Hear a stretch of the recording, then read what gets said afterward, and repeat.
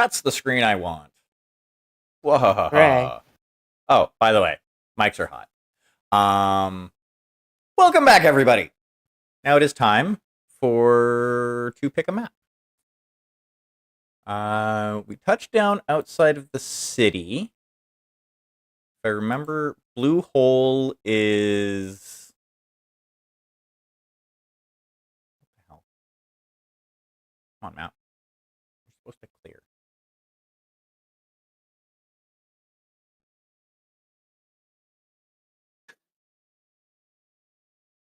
Damn you, map. There we go. That's better. Boop. Boop. Boop. Update view. Um, there we go. So we are in. Well, we find ourselves still on Blue Hole, a planet between, or rather, a system between Roadside and Arc Royale, um, where uh, the ship is going for a clandestine meeting with the Kellhounds. However, on this little stopover that we had, in order to get some supplies and stuff like that, Runa Horn was sent down with a few others in order to basically do like the milk run to pick up supplies. That little mini supply caravan was attacked, and at the very least, Runa, if not everybody else, is currently being held captive. Runa, you find yourself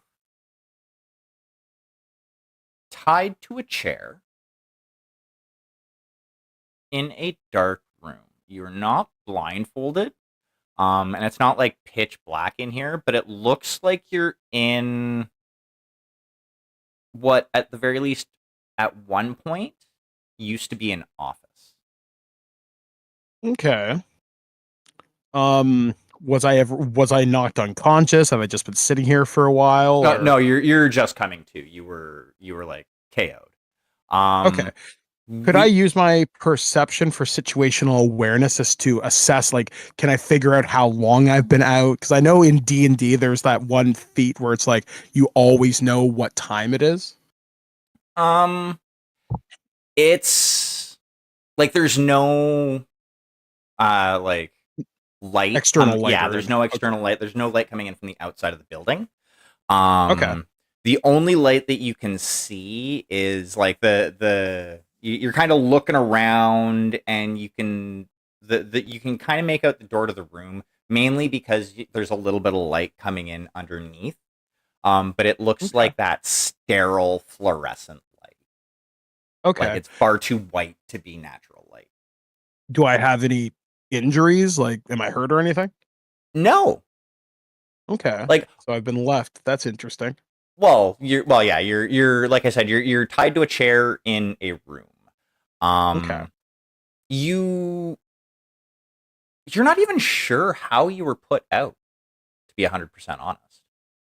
Okay. So likely some kind of a drug or a gas, perhaps. So I was meant to be taken relatively intact. So that suggests something to me, thinking, all right, they're not savages to take me down like this. They want me intact, almost to show hospitality. Either that or they haven't had time to work on me yet. So either possibility is realistic at this moment. I guess I'm just gonna listen, see if I hear anything. I'm listening for maybe machinery. Do I hear anything outside? Basically, can I ascertain, hell, do I even know if I'm planet side?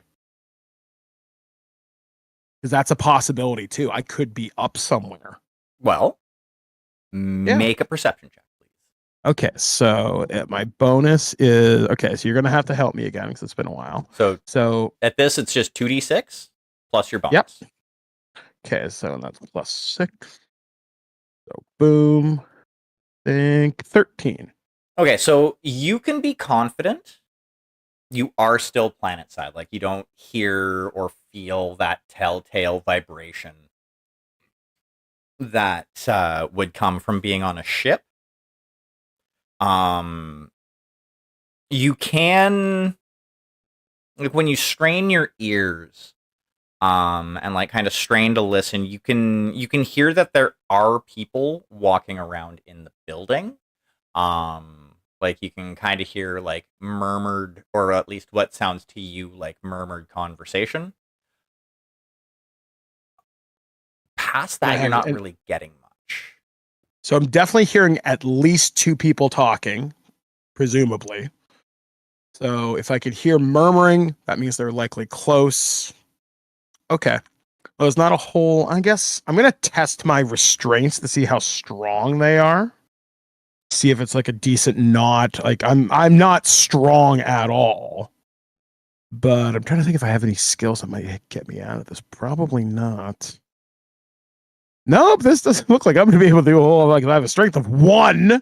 Um and reflexes probably wouldn't because that's more dexterity based. So yeah, it looks like I'm waiting for someone to come in. There ain't a whole lot I can really do, which is fine. Sometimes it pays to be quiet. So yeah, I'm just gonna sit. I'm gonna continue to sit there, ascertain my situation, try to keep focusing in on conversation, and if I can, since I'm wait, if I'm in a room, I don't notice any cameras or anything with that perception roll or anything, did I? Or Nope, at least you nothing didn't. that I can see. Nothing that you can see. Okay, so I'm going to presume I'm being watched. So, yeah, I'm just going to sit there and passively gather intelligence. If I make a move to go through my bonds, someone could bust through the door. So, I will patiently wait and listen. Alrighty. Um. So, how is the rescue squad doing?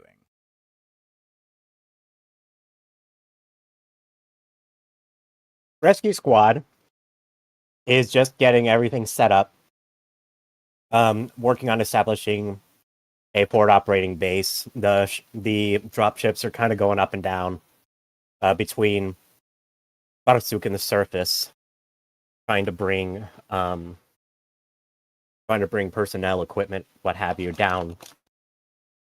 There's a little bit of a show force, as far as that goes. And for the moment, Kirka has been working on trying to get everything established. But once all of the personnel are kind of down and the hub has been more or less established, that's when she's most likely going to try to track down Deanna so that they can figure out this whole Cletus problem. Alrighty. Before we get to what Deanna's doing, what is Esme up to?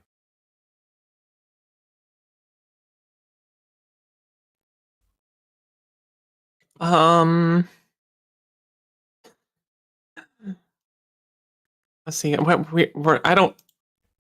Where exactly are we picking up from? I don't know if I quite A Shortly little bit after the hangar scene. after the Yeah. hangers. Okay. Well, then I'm probably still in Mech Bay. I was like moving around mechs a little bit.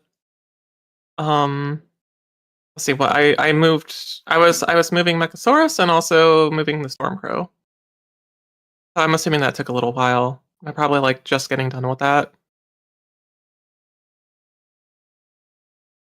Been a little longer than that.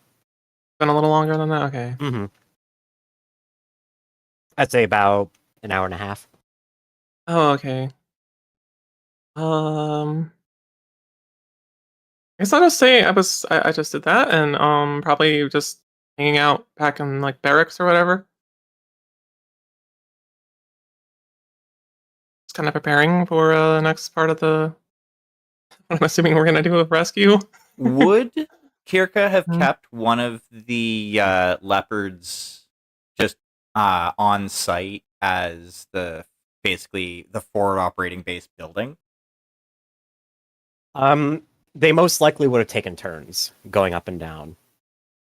So one would be on station while the other one was doing a delivery, and then once the other one returned, then the other one would head up into orbit, and then the other one would go up on station once it dropped off its load. So there would be at least one dropship on station, more or less, at all times. Okay. Alrighty. So yeah, so other than like getting mechs out, basically Esme's just kind of chilling out and not doing much, just getting ready. Yeah. Alrighty. Cletus, you find you have about an hour and a half stay of quote unquote execution. How is Cletus using that time? Well, I presume that I have been detained to my bedroom, right? If I recall correctly from my readings. You were detained to you were detained to security facility. So you're basically in a holding cell. So back up on the Barsuk, or because I thought everybody was still planet side. It would have been initially on the dropship, but after a little bit, we probably would have. But after getting all the mechs moved, and the fob established, after taking a trip up and down in the Leopard, he would have been transferred to a makeshift security cell. Okay. Yeah, so he's still planet side.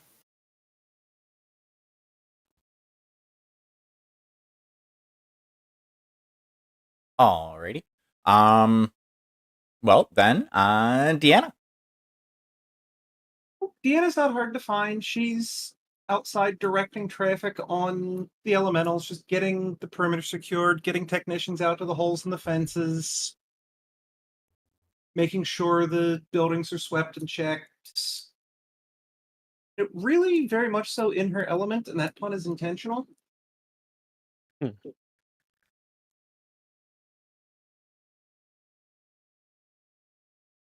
Alrighty.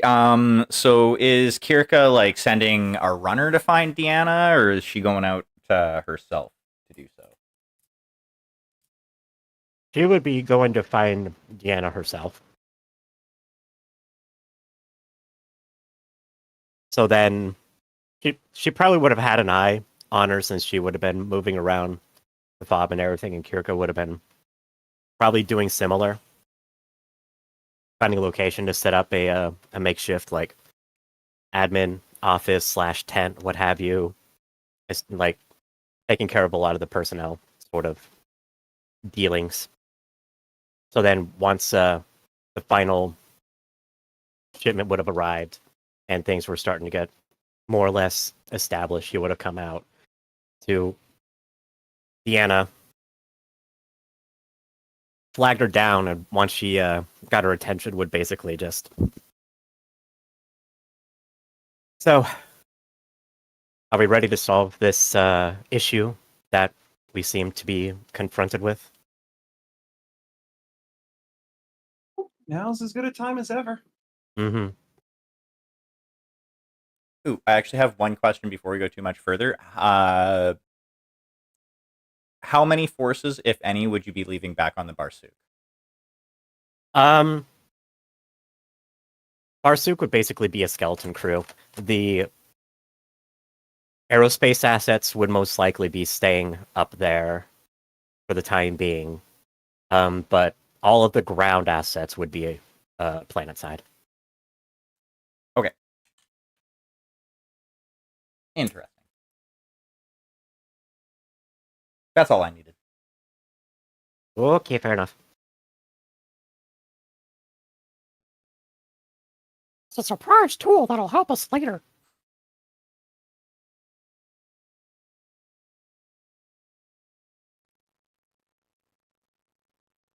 So you have found Deanna. Mm-hmm.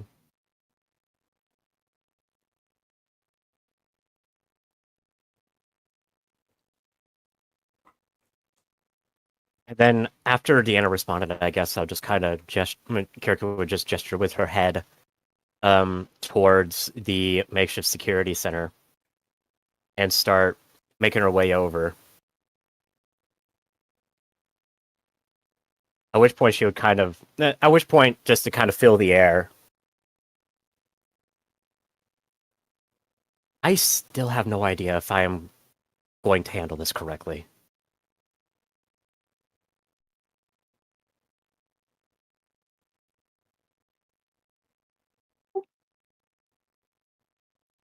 At this point, the outcome, I believe, is in his hands. It is up to him to decide whether he wants to take my advice, whether he wants to make right with you or not.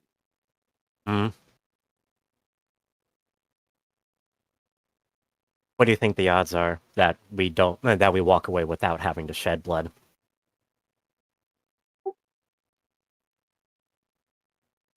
I say 50-50 at best. Wonderful. Well, nothing for it, I guess. By this point, I think they would make it to the little security facility. The two would go in, and then Cletus would be visible through essentially just like a kind of a kennel. And Deanna would take the power armor off outside the building. Like, she doesn't need to be... Like, if this is going to get bloody, it's not going to be done with a small laser. Well, to be fair, it would be quick.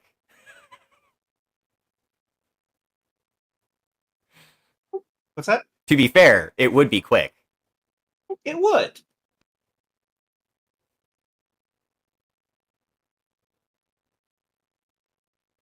It's also probably not the best optics just to show up looming over the dude in power armor. No. Yeah. There's got to try to be a decent resolution to this. Mm-hmm. A bit of a power move, to be fair. Yeah. So then I guess at that point, what would Cletus be doing, I guess, specifically when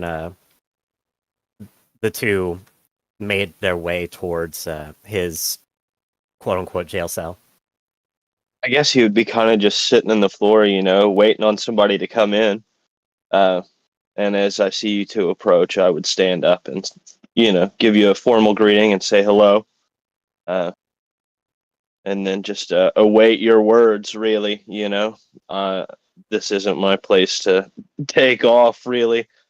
I'm kind of on the back foot here, and I'm going to try to play it as cool and defensive as Cletus can,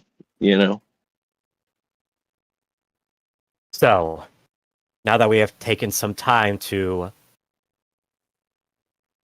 reestablish what is going on, I would like to try again and see if there is any reason to keep you around. The way I see it, as it stands right now, you are guilty by admission of what essentially amounts to sedition and treason against the clan by allowing individuals, criminal elements, as you describe them, to shadow us for ostensibly as long as you have been a part of the clan, to pick at the pieces that we leave behind after battle, and up to this point have seemingly been completely negligent or unwilling to understand the far-reaching ramifications that your course of action seems to have. So we're going to try this one more time.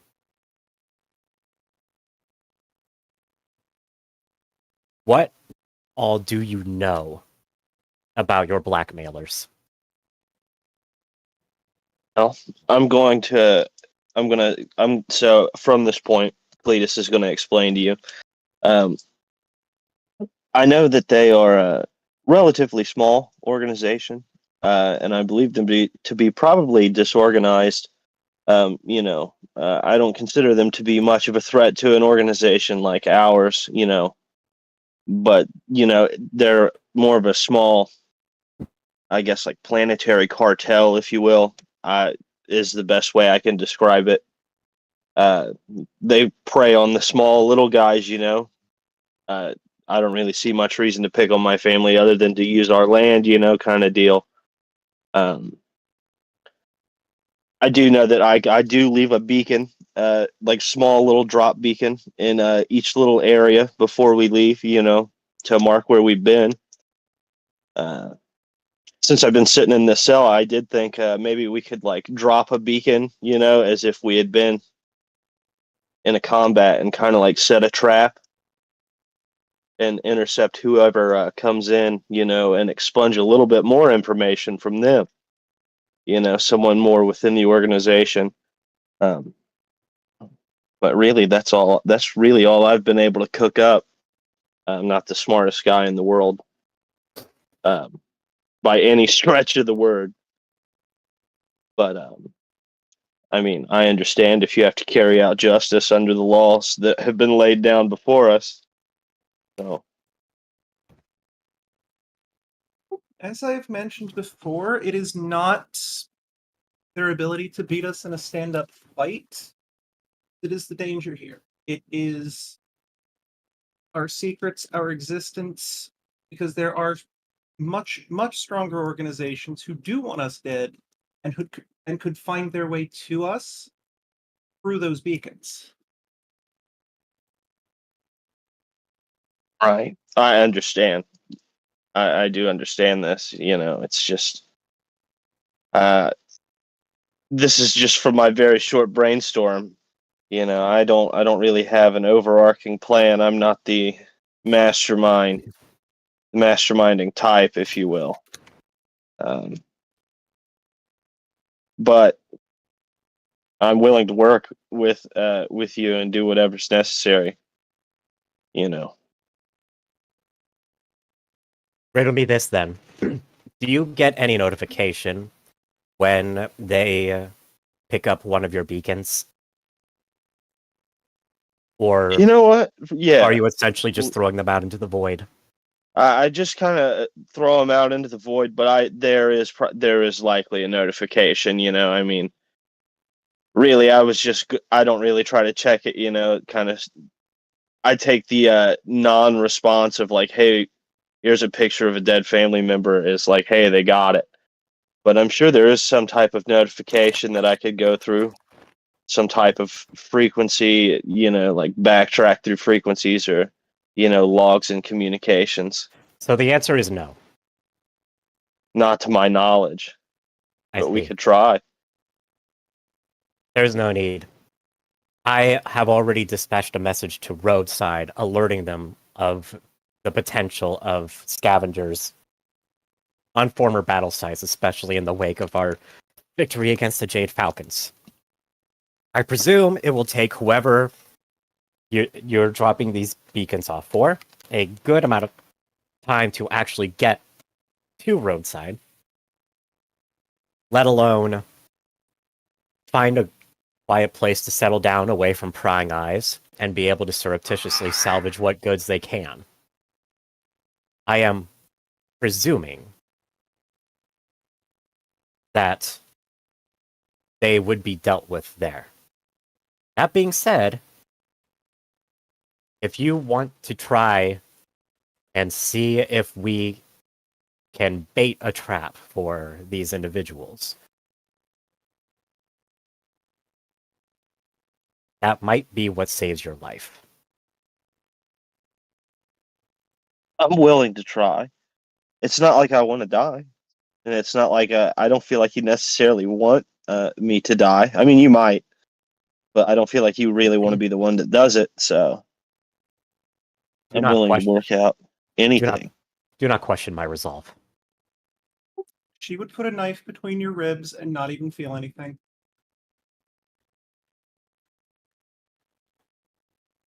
That being said, I need every hand on deck that I can in order to make sure that we are capable of getting through this. Intelligence suggests that we have anywhere from 36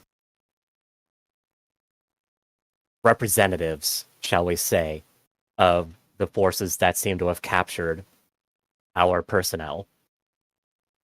Up to multiple regiments that we might have to fight our way through and out of, depending on just how deep the corruption goes. I need every person I can get. So at the very least, your life is spared until the conclusion of this operation. If you are able to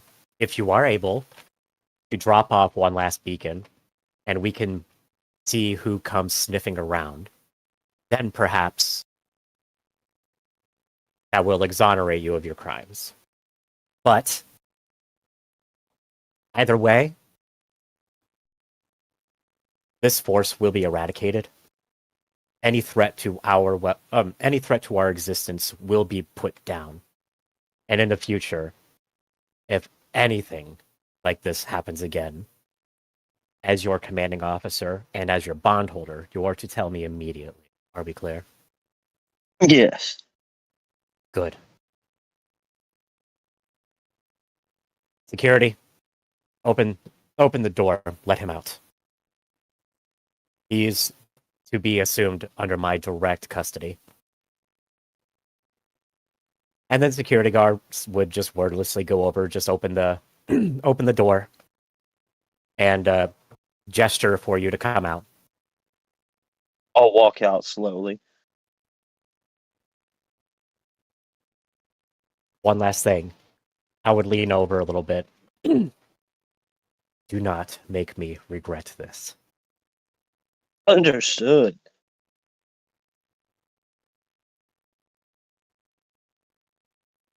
See to your Warhammer.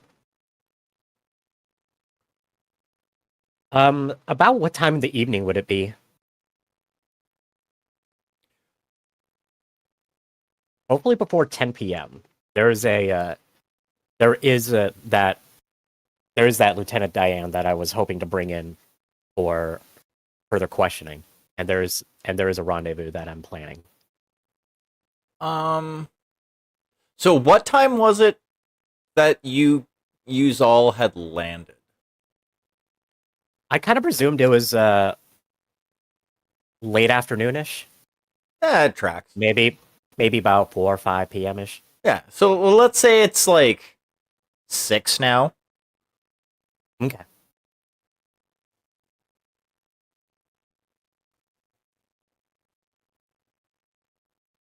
So then I guess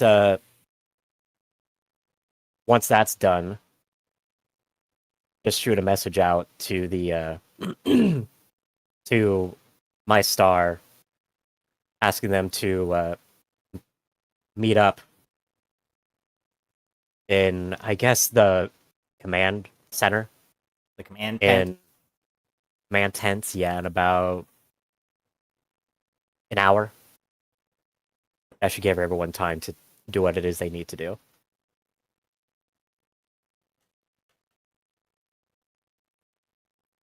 Alrighty. So Runa, Yes. it's been a little bit of time. Not too much has changed. But the door other than the fact that the door to your room opens up, and you see a very well-dressed gentleman walk into the room. Okay, I'm going to keep my eyes fixed on him, try not to display any outward show of emotion, basically calm, blank, not revealing anything. So as far as like a physical description, they are wearing, as far as you can tell by the light, like on the shoulders, a very dark brown suit. Like their suit jacket is dark brown, their pants are like a matching brown. You can't like quite see the shirt or tie because of how the shadows fall. they're blonde. Other than that, the only thing that you were able to pick up as far as like a physical description of them is nondescript. Could be a spook of some type. Okay. All right.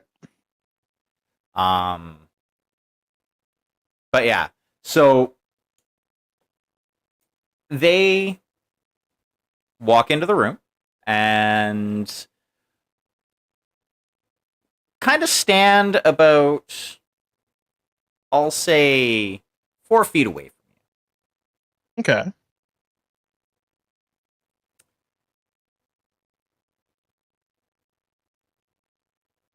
You are here for a reason, and you're going to tell me who you're working for.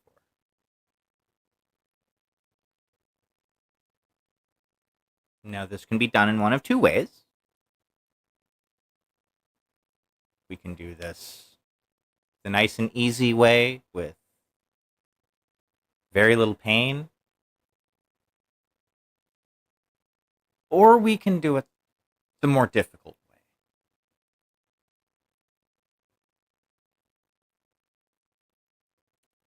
Before we get to that, though, you've been here for a while, and I'm sure you were starting to get hungry. So, and they snap their fingers, and 2 fairly large people come into the room behind them. One carrying a table, the other carrying what looks like a bowl and some cutlery. They set the table, bowl, and cutlery down in front of you, and one of them unties your hands from the chair.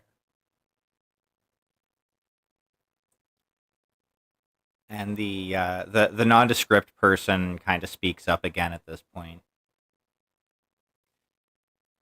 Consider this a show of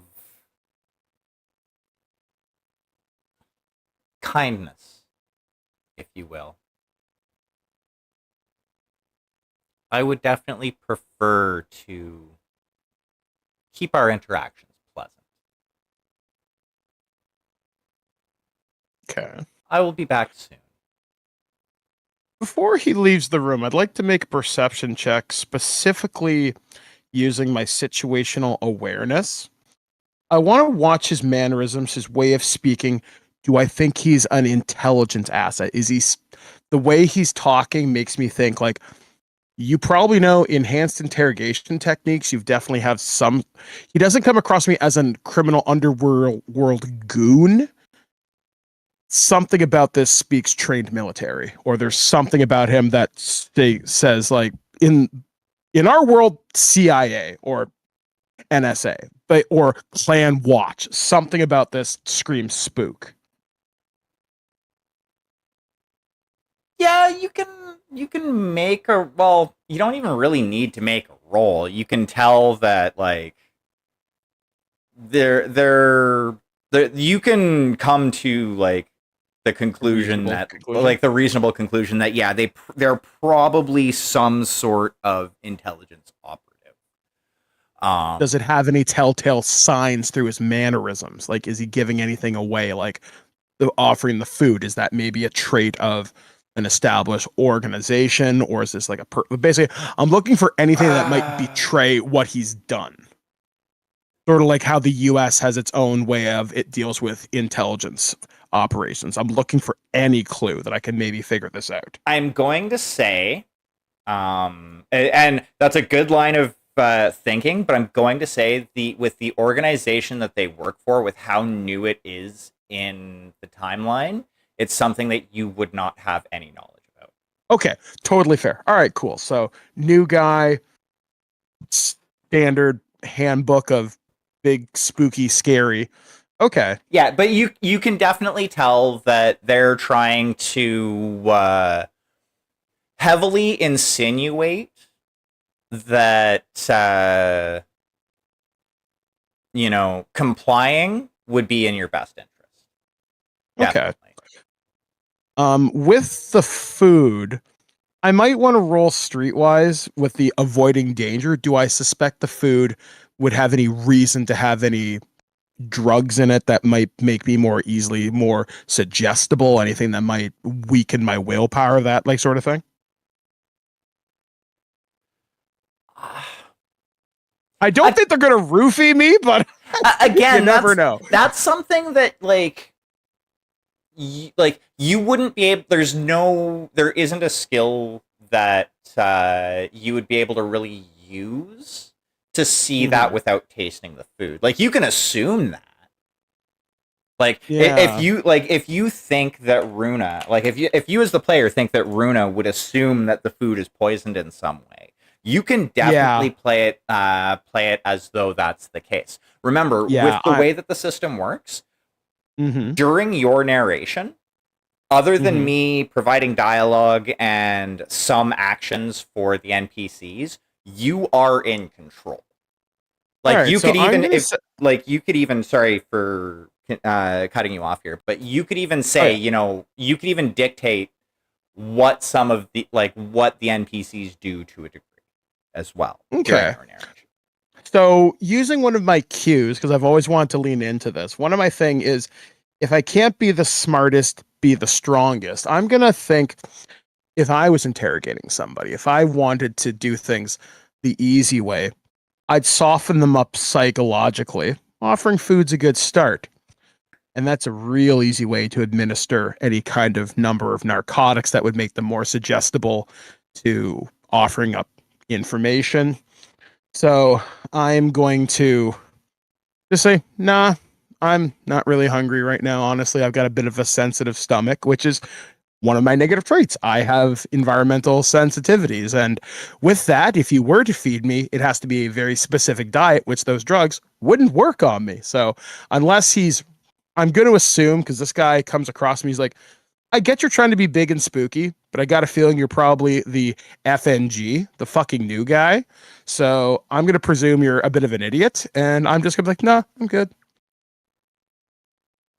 Yeah, they're still like they you said, yeah, I'm good. The bowl they're leaving the bowl and the basically the spoon there with it and leaving the room.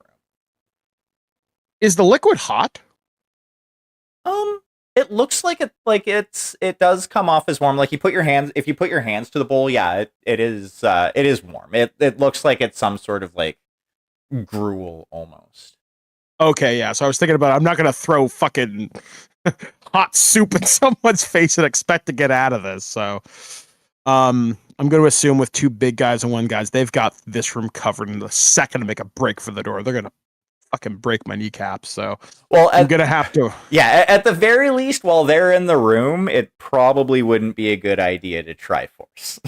Yeah, but say I have no options here. I have to wait and hope my enhanced interrogation resistance can get me out of something like this. So for the moment, I have to play by these clowns. So I'm just gonna sit there. I'm gonna be really nice and polite. Runa is anything. I'm very amenable to talking with people, but I'll get what I want eventually. Yeah.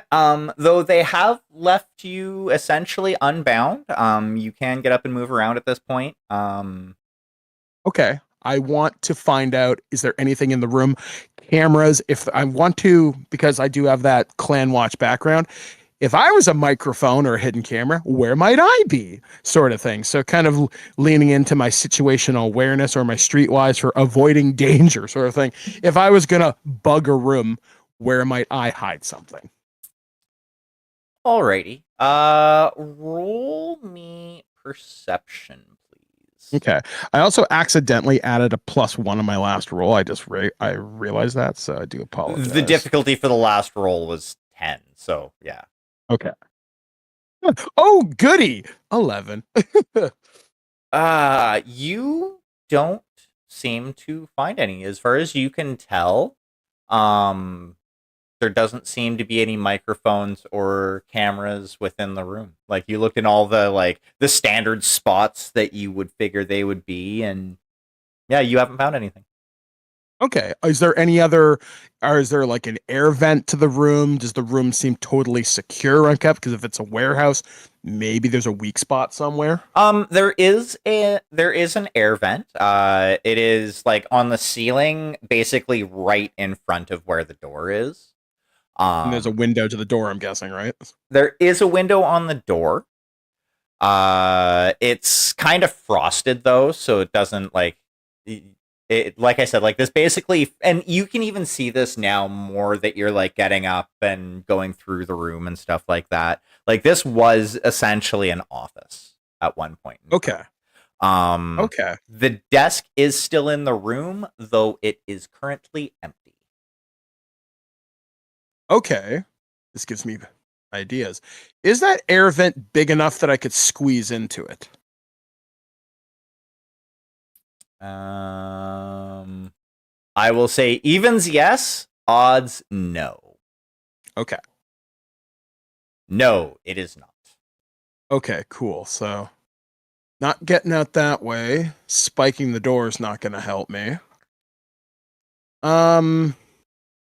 Through that desk, is it a desk that has drawers or anything like that? Oh yeah, there's four.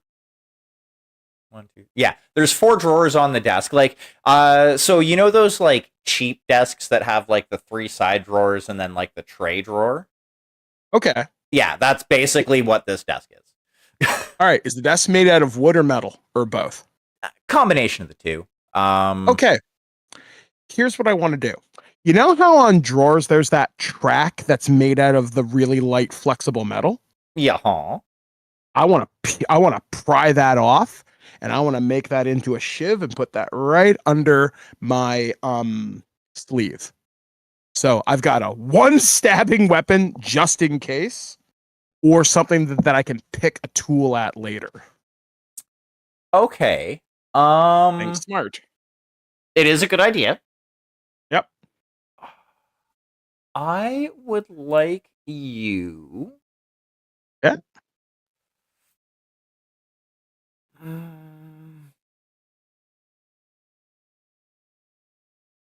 I'm going to say the closest thing for this would be athletics. Okay. Because you're trying to like pull, like use your like just brute strength to kind of pull that off of there. If you don't have it, it's just 2d6 plus your strength stat. Okay, so 2d6 plus 1. Okay, let's hope for the best here. So boop boop plus 1. Yeah. Now you're working at it, but you are not quite successful. You can probably get it with a little bit more time. And we'll just kind of signify that by one more roll when we come back to you. Right, but currently, Runa is trying to remove a little rolly track thing. So how are the preparations going back at camp? Back at camp, some time's elapsed, and I'm going to presume at this point everyone is kind of has kind of made their way into the command tent, and I'm just going to keep it pretty straightforward and simple. Unfortunately, the intelligence that I was able to get from Iron Badgers regarding what exactly it is we are facing here, or the force composition, is not as conclusive as I would like. This means that we will be forced to rely on any local contacts that we are able to acquire in order to better come to grips with the situation. I've already reached out to the police officer we spoke with earlier today, Lieutenant Diane, and we are rendezvousing with her at 2200 local at the given coordinates, at which point I would just basically kind of tap on the map on a table We are going to simply escort her back to the forward operating base and see what information we can get about the criminal and clandestine presences here on Blue Hole. What I can tell you right now is that we are finding ourselves coming across the Word of Blake.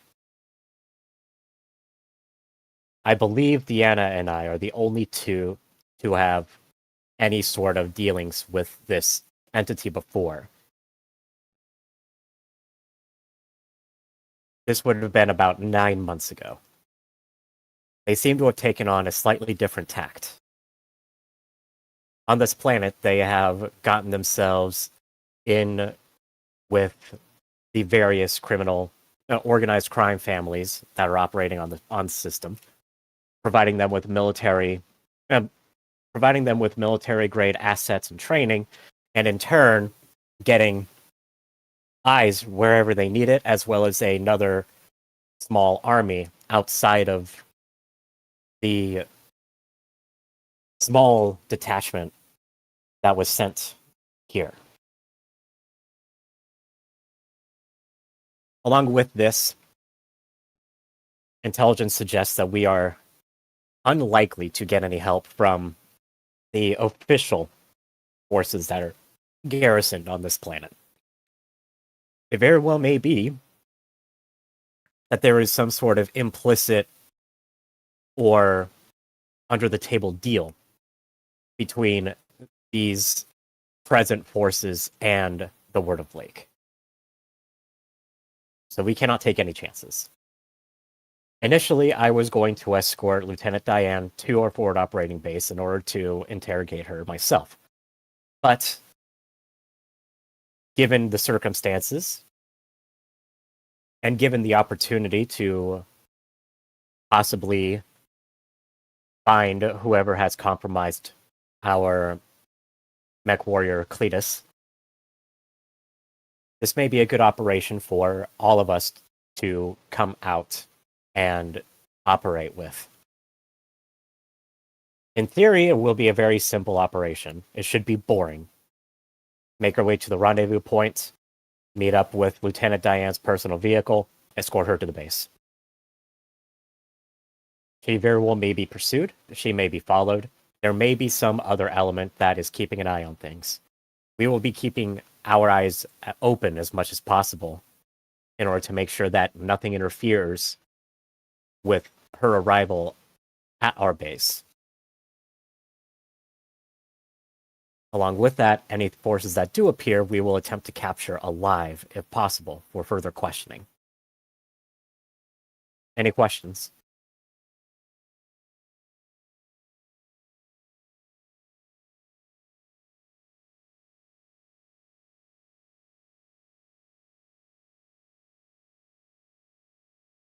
I will take the silence as no.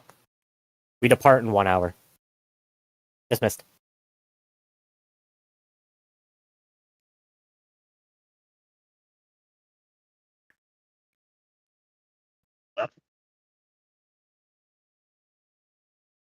Alrighty. So an hour passes, and well, a little over an hour passes, and you find yourselves at the rendezvous point. And Lieutenant Diane is there waiting for you. I would like all of you to make a perception check, please, and thank you. Is perception a skill? It is. It is an intelligence-based skill. If you don't have it, it's just 2d6 plus your intelligence. All right, bet. 8. I would like to invoke my +1 to perception tests regarding surprises or ambush, since that is the express purpose of this mission. Yep. So that's right, so it's fully valid for this role. I'm going to have a +1 to that.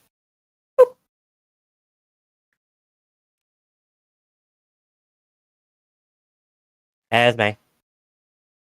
Oh yeah. Yeah.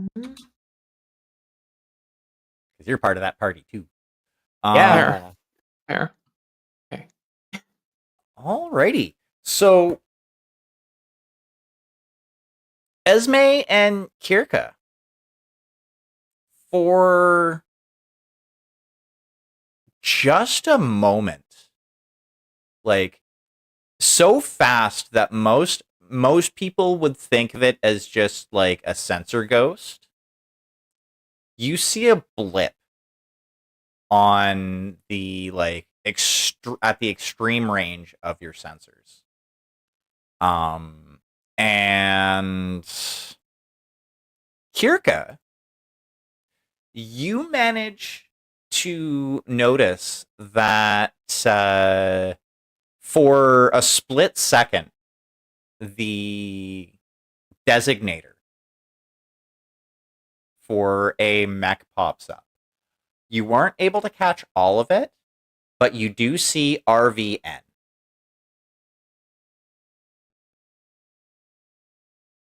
Before it disappears. Mm-hmm. Other than that, you manage to collect your charge and lead her back to the forward operating base. Runa, give me another strength check, please. Okie dokie. Oh, that is. Come on, baby. Oh my god. I'm all butterfingers. Oh. Oh no. You can use Edge to re-roll that. That's if what I was you gonna want. do. Yep. We're doing that. Because fuck me sideways. Jesus. All right. Come on, homie. Oh my god. It's better. It's better. Yeah. It will take you a little bit more time. But you are able, like, you do end up managing to remove one of the tracks. It's going to take you another few minutes to work it free, but you're able to eventually get it free. But it's going to take a little bit of doing and a little bit of swearing. And I am going to make a roll.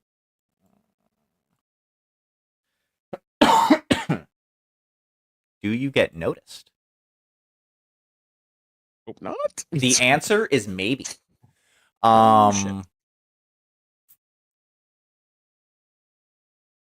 So it's at this point that we cut back to the camp. And Actually, oh. about 2/3 of the way back to camp, I would advise the remainder of the force to keep moving, and I am going to go into a nearby thicket and do a little bit of finagling in order to get my active probe and ECM operating at full capacity. Okay. To what end? Kirka knows that a raven is following around somewhere, and she is going to track it down. Alrighty. So how long are you gonna kind of try and keep a lookout, as it were? It'll be about 15 minutes. Alrighty. Yeah. So throughout that 15 minutes, you don't see the signature again.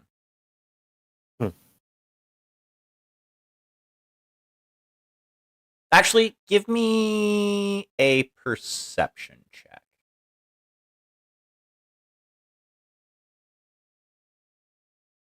Let's see. I'll just do it as a +6 since I'm not really anticipating being surprised since I'm the one that's trying to be a surprise. Yeah, so you don't catch another glimpse of Can the I- ring. I'm gonna burn one of my edges to reroll that too, actually. Let's see. Fuck! Oh no. Oh Oh well. dear. Oh.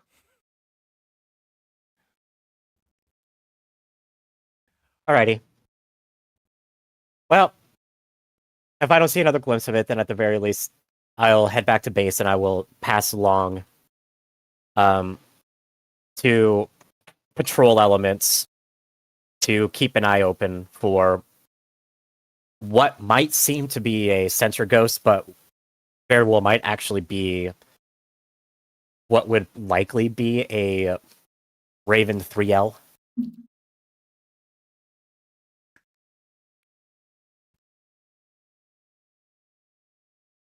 Alrighty.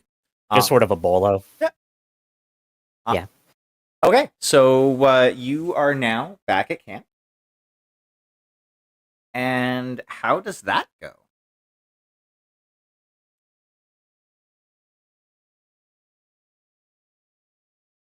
Sorry. Nah, no worries. Pretty straightforward. Kirka would put the Timberwolf on standby mode, climb out. Rather than go into the mech base, she would have parked right next to the command tent. Something is off and she feels it, so she wants to be ready. She doesn't like the fact that that a mech popped up on her sensors and she hasn't been able to track it down. But she has other things she needs to be doing at the moment, so she's going to head into the command tent. Lieutenant Diane would probably have been escorted in there already and is waiting.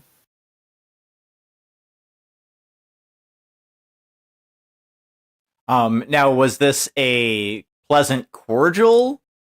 Yes. Yeah. Okay. She and I had a verbal communication a few hours ago. At which point, let's see, I have it in my post session. Essentially, I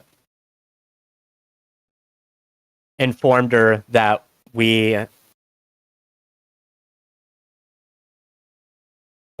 had some information that we might be able to help her out with, and then was hoping that we would be able to piece together some sort of bigger picture so that we could figure out what exactly happened with our missing personnel. Alrighty.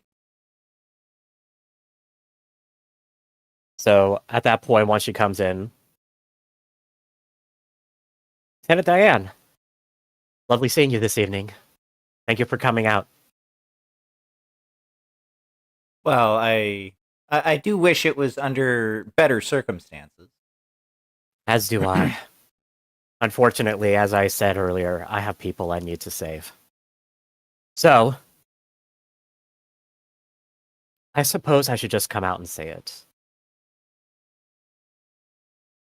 You have noticed how organized crime in the city seems to have evolved within recent months, yes?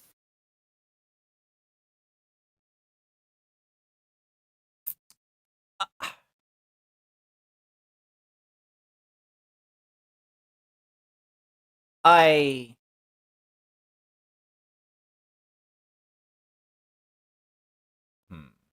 How would she put this? Well, I'm not 100% sure uh what you're talking about with that. I, I've I've been dealing with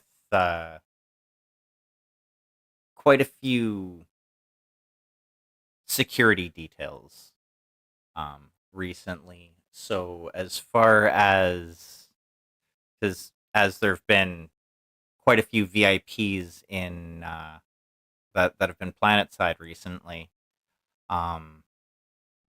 So as far as what has been changing amongst the organized crime elements. Unfortunately, I'd be the wrong person to ask in regards to that. Fair enough. Several VIPs, you said, particularly recently. Do you happen to remember a gentleman by the name of Mitrofan Winslow? A demi-presenter with Comstar. I know we had some people from Comstar come through recently. I unfortunately don't really remember the names. There's, I think, a group of 10 individuals in there, in the entourage in total. Okay. And where might this... and as part of the security detail, do you happen to know where this entourage resides? Well, the last place I had brought them to was the governor's manor. However, that was about 2 weeks ago now, and my one of my subordinates informed me that he'd already accompanied them back to the spaceport about a week ago now. I see. Did anything seem off about these individuals that you were escorting around from that recent entourage? Oh, I mean, Comstar is that most of the It's- people that are associated with them seem a little bit off. Comstar aside, even within the context of being Comstar, did they seem particularly strange? Maybe a little too generic? Too nondescript? Almost trying a little too hard to blend in? No noticeable traits to the point of the absence of them being noticeable? I don't really remember that per se, but I know that a couple of them seemed very zealous, like more so than the admittedly limited number of Comstar representatives that I've had dealings with, but they seemed rather, like I said, zealous is the only word that I can use to describe them. But that was the main bit of oddness that that I had noticed. And as she's saying this, you get a ping on your data pad. Pardon me one moment while I check this. And it's a map. Basically, there's like the forward operating base is pinned on it, but there's another structure that's quite a ways off to the northwest. It looks like a warehouse of some sort. And the significant thing about it is there seems to be, like, it's basically a still image that you're seeing. There seems to be 8 heat signatures that look to be like mech scale heat signatures that are showing up on the image.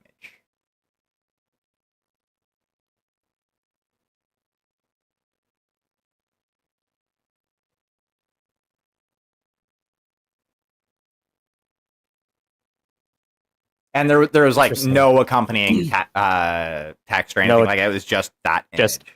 Yeah. Just bing. Okay. Yeah. So, Lieutenant, do you know this area of the outskirts of the city well at all? Have you had any dealings out here in any way, shape, or form? Not recently. I know there's a couple of warehouses out this way, usually used for holding like more volatile materials, but that's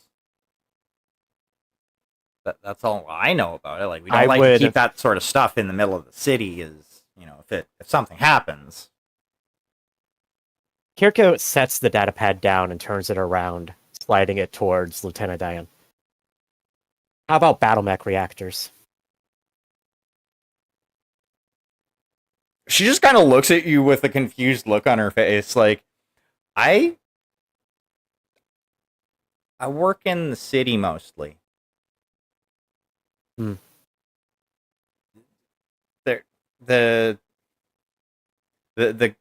governor is the one who deals primarily with the forces that patrol outside of the city. As you can see, like when you brought me in here, I don't have a battle mech. Right. I unfortunately I don't get to play with those nice toys. This is the outskirts of the city and outside of the borders of the city for the most part are outside of my jurisdiction. Fair enough.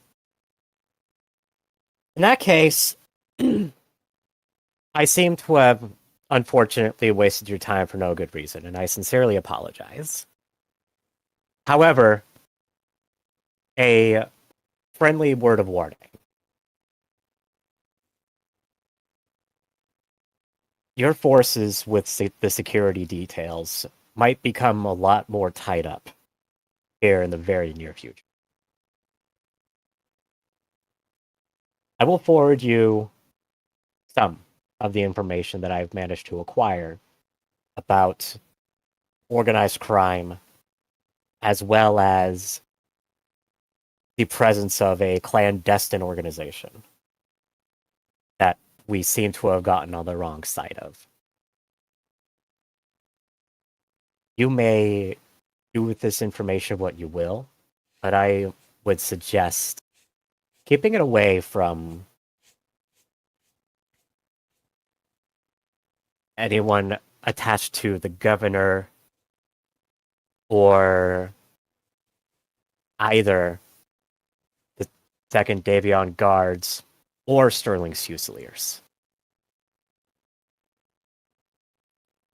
Since I know you work with, I'm willing to suspect that you work with both of those a reasonable amount.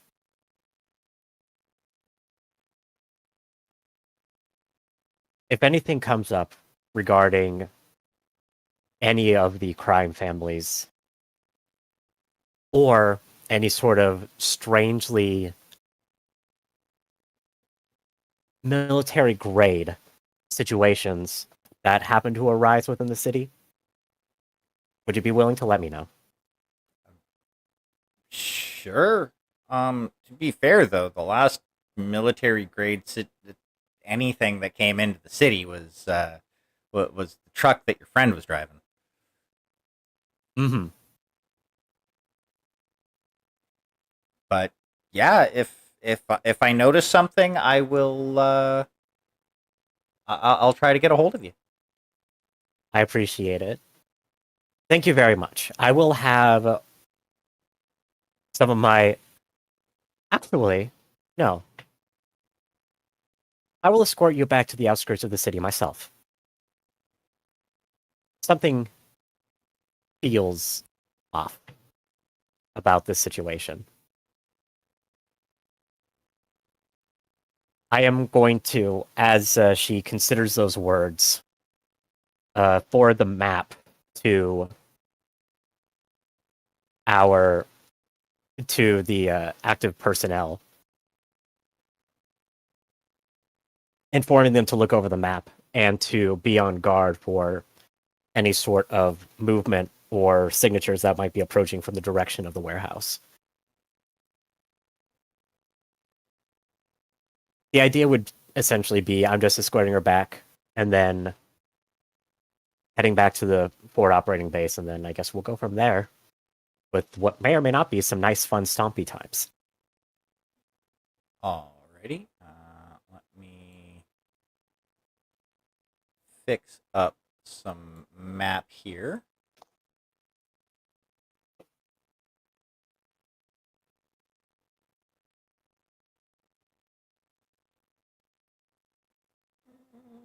You've still got a little bit of red squiggle under the orange hexes. Yeah, I know. Oh, okay. But if I get rid of the that squiggle, I have to reapply the orange hexes. Fair. Wasn't sure if you just wasn't sure if it was an erase thing or if it was a well disguised thing. No, Just out of curiosity, I should be seeing like a jungle or something, right? Like for the map, right? yeah, Yeah. a forest just with a bunch making of hexes in front of it. Yeah. Okay. Just making sure. Okay, yeah. Yep, it's basically the same map as before, but with hex tiles. Yeah. Less of a map and more of a this is what this area kind of looks like. Theater of the mind. Yeah, pretty much. Okay. So now let's go.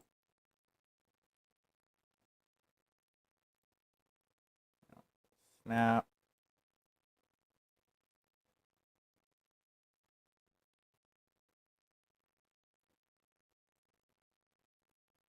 Boop.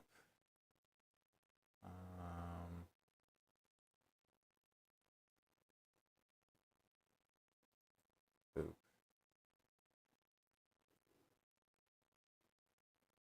And boop.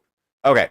So what you all see when you get on site is a complex of about 3 buildings. There's one large building and 2 smaller buildings. Off to the west of these structures, it looks like there's some like rocky terrain. You guys are coming from the basically the southeast, so like you don't run into that. It's all like kind of foresty area, moving up towards that. There are, I'm gonna say you, and you.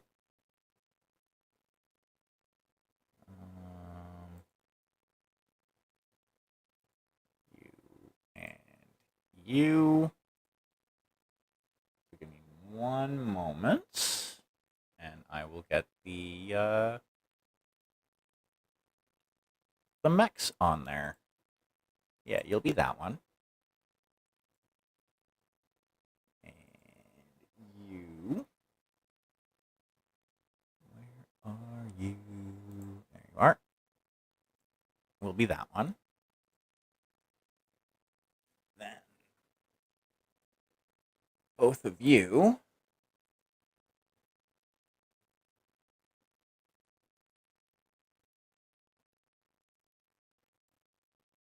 will be that one.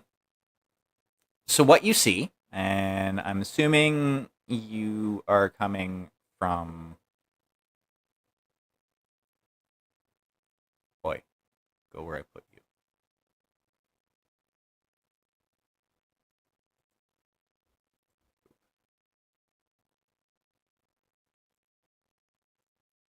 Why is my icon so small?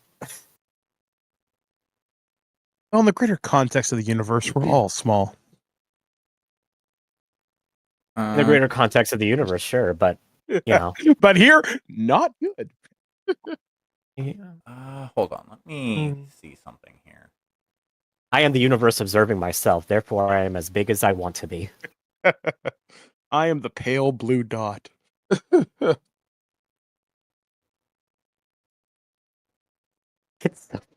We're so fucking small at this map. And they are tiny. They are I don't- tiny. we're not dragging our individual people in here. We're in battle mechs.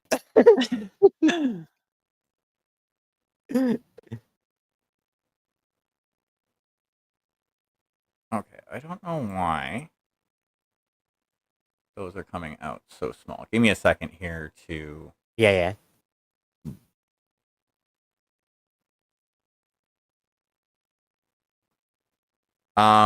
So if you want to put your tokens on the bottom right, 'cause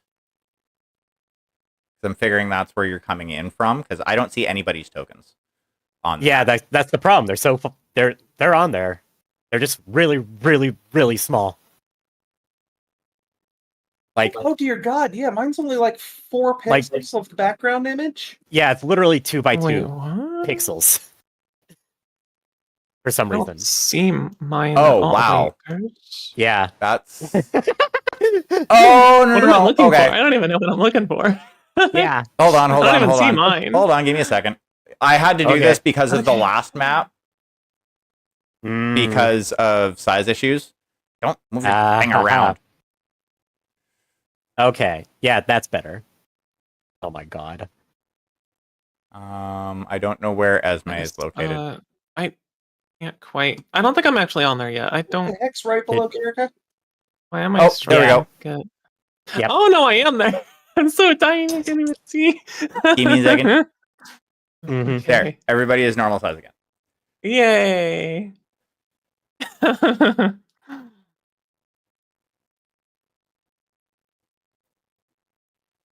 Yeah, I had to change sizes because of the last map for some reason.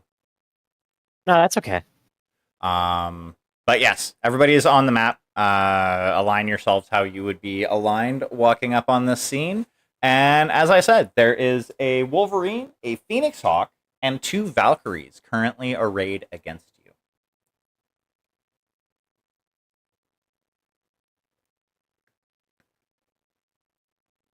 I only see 3. Is the 4th one also tiny? No. No, it's just blending in Yeah. because Yeah, I see. Camouflage. It's hard to see that one. Yeah. yeah, it's over here.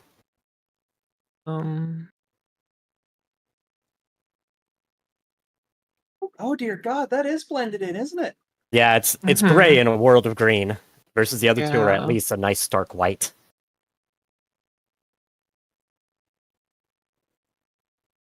It's also, I think, the dimensions of the map Ah! as well. How did you do that? Ah! Dingus.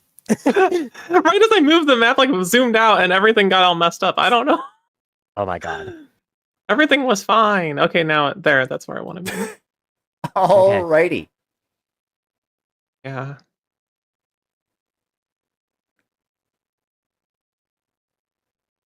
So, you see 4 mechs arrayed against you.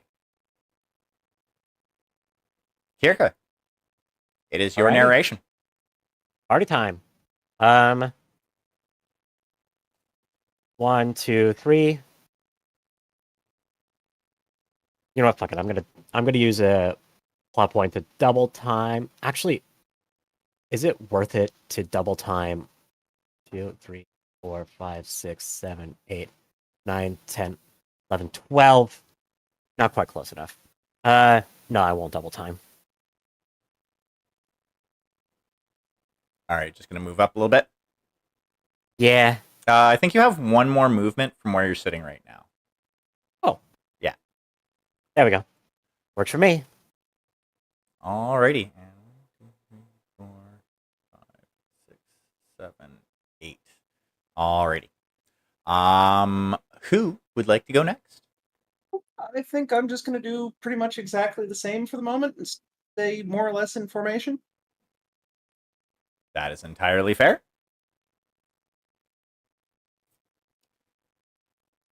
Cletus or Esme? Same, and just move forward too. Kind of keep it tight. Alrighty. And Esme? How's our movement work with just, or is it? Movement is With this one? movement is number of hexes. So You have a Yeah. movement 3, so you can move 3 hexes. Oh, it's still the 3? Okay. Yeah. It's It's, whatever I'll your mech says. I'm also gonna do. I'll just do the same too and just stay kind of in a formation. Alrighty. So Runa, Yes. by this time you have managed to get your desk drawer slider shiv created. You at the very least think you were quiet while you were doing it. You know what? Give me an intelligence test. So just 2d6 plus your intelligence. Okay. My God. So Water's wet. you looking at this thing, you're, I'll say 60% confident at how well this is gonna like stand up to any sort of Real puncture. yeah. You're kind of confident, like, but it's, you know, you're not under any assumptions that it's gonna last very long. Yeah, basically, unless I stab somebody right in the eye or up their nose, it might go through their neck. It might. Yeah, it might work. It's not going to do very much damage. Okay. So you're probably looking at, I'm going to say 3 damage, at the most with this thing. Okay. But yeah, so you have your desk shiv.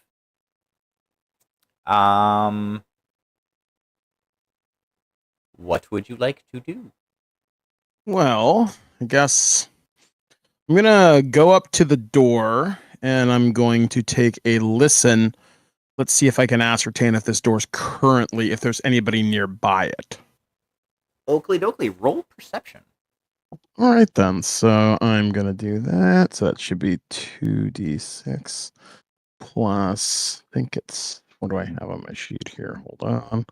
Plus 5. Yeah, I got a chance here to roll something above a fucking 3 at this point. What the fuck? As far as you can tell, there isn't anybody like right nearby where you are. Like you can hear some sounds, but they sound like they're coming from like further away in the building. They're like exceptionally muffled. All right, well, fuck it. The risk lives. So let's try picking this lock. So I guess I will try and figure if I have any skills that would help me with that. Give me a second. Maybe, yeah, maybe streetwise, maybe. That would be an escape artist roll. Okay, yeah, I didn't think so. Fuck. Um, All right, what do I roll for this one? Reflex based. So 2d6 plus Okay. your reflexes. Okay, well that's not terrible. That's a 3 at least. So 2d6 plus 3. Come on. You are working at it. You are not successful as yet. All right, I will keep at it and just hopefully I can at least get this thing weakened anyway. Alrighty. So, back outside. 1, 2, 3. Valkyrie the first jumps.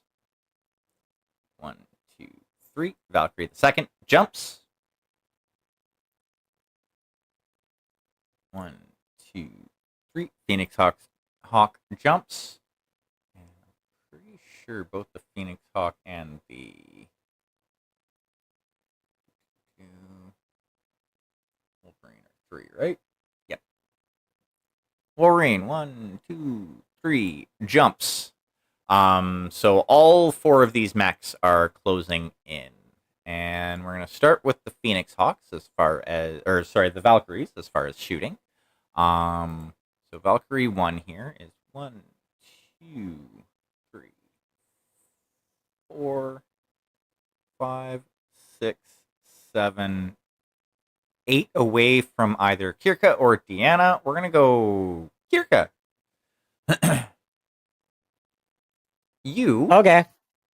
have a Valkyrie shooting at you. Not for long. It is going to be shooting with an LRM 10, though. Okay. So boop. Boop. And yep, it misses. And then the 1, 2, 3, 4, 5, and 6. Alrighty. So the other one is going to try and also shoot you with LRM 10 because that would be the smartest. Boop. And boop. They miss, but barely. I'll take barely. Barely definitely works. So the Phoenix Hawk. 1, 2, 3, 4, 5, 6, 7, 8. The Phoenix Hawk and the Wolverine are too far to shoot. Kirka. Oh boy. Kirka is going to activate the jump jets. 1, 2, 3.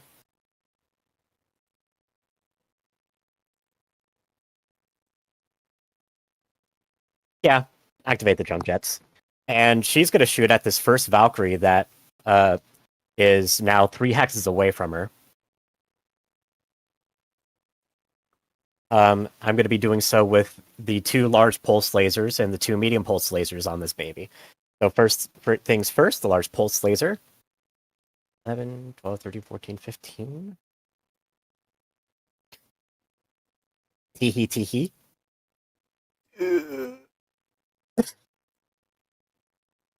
Yeah, that hits.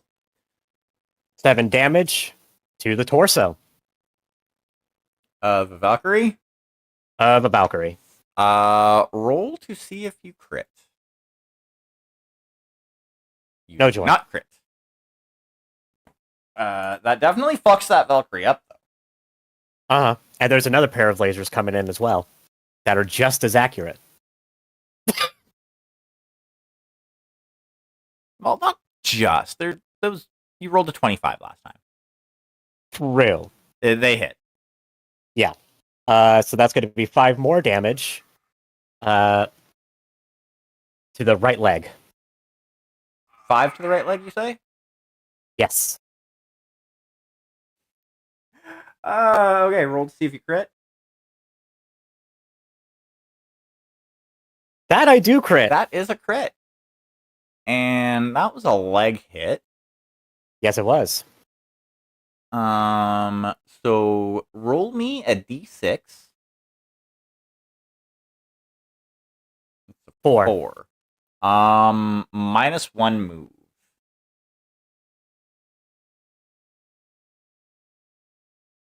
Shouldn't count while jumping, but whatever. It is what it is. I mean, to be fair, I think the Valkyrie has jump jets in its legs. I mean, that's where most mechs have their jump jets. Legs and side torsos. Yeah. Any other shots? So. Nope. Those 2 lasers are plenty. Oakley dokley.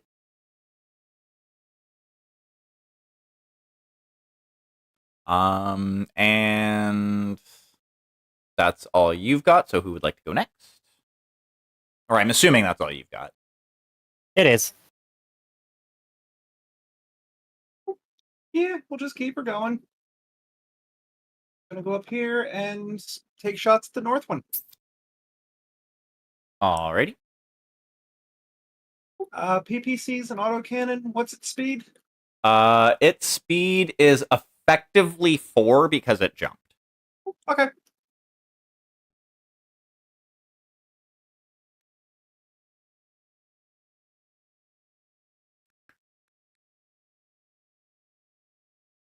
Jesus fucking Christ. Yep, you hit.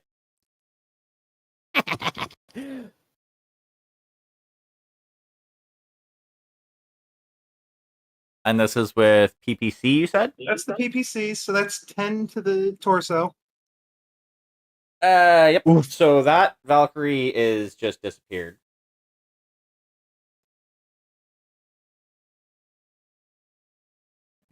Boop. So how does this look? You overkilled the torso by 2, by the way. Jesus. Yeah. Nice. Yeah, as you know, they're moving into battle. She approaches it just like she was the Falcons on roadside, gets close, snaps a shot off, and is just kind of dumbfounded for a second as the PPC's bore clean through the torso, and the only thing the LBX slug hits is air. Yeah. Yeah, that tracks. Alrighty. Cletus or Esme?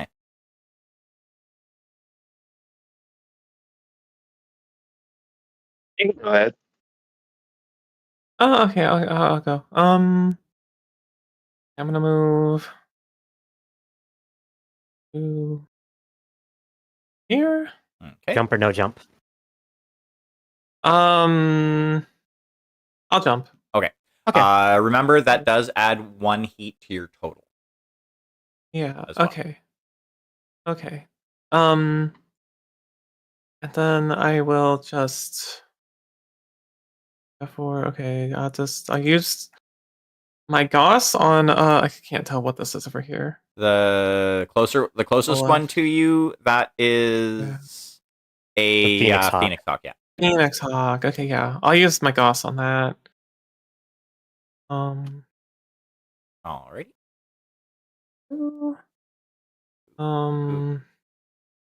My other. Okay. It jumped as well. So that's gonna Okay. remove the benefit from you jumping. Okay.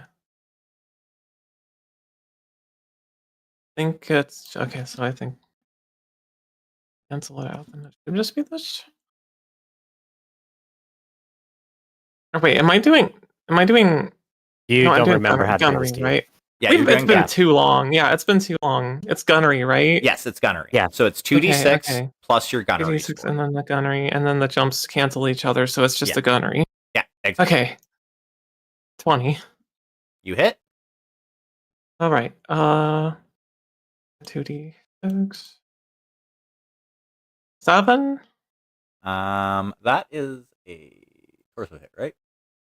Yeah. Yeah, that's a torso hit. How much damage? 5 damage.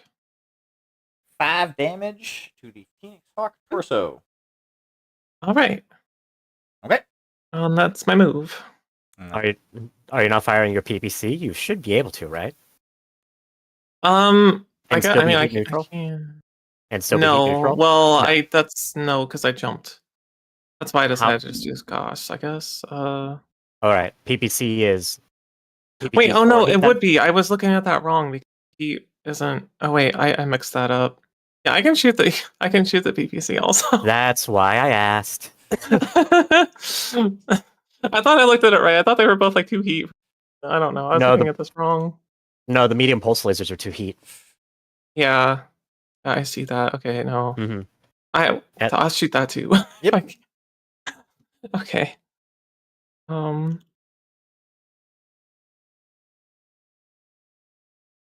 Another 20. Oh. All right. So this guy is going to burn their edge Okay. and force you to re-roll that 6 that you rolled. We roll a 6. Yes. Okay. And I had a. You gotta, So just roll 1d6. Yeah. Oh, roll 1d6. Okay. Yep, that's all you're doing. Okay. 3. okay. So that brings that roll from a 20 to 17? Yep. Down to a 17, which means you miss. Okay. because they don't want to die. It's been They days bought here. themselves about 10 seconds. They bought themselves enough time to fire one more time, hopefully, or fire once, hopefully.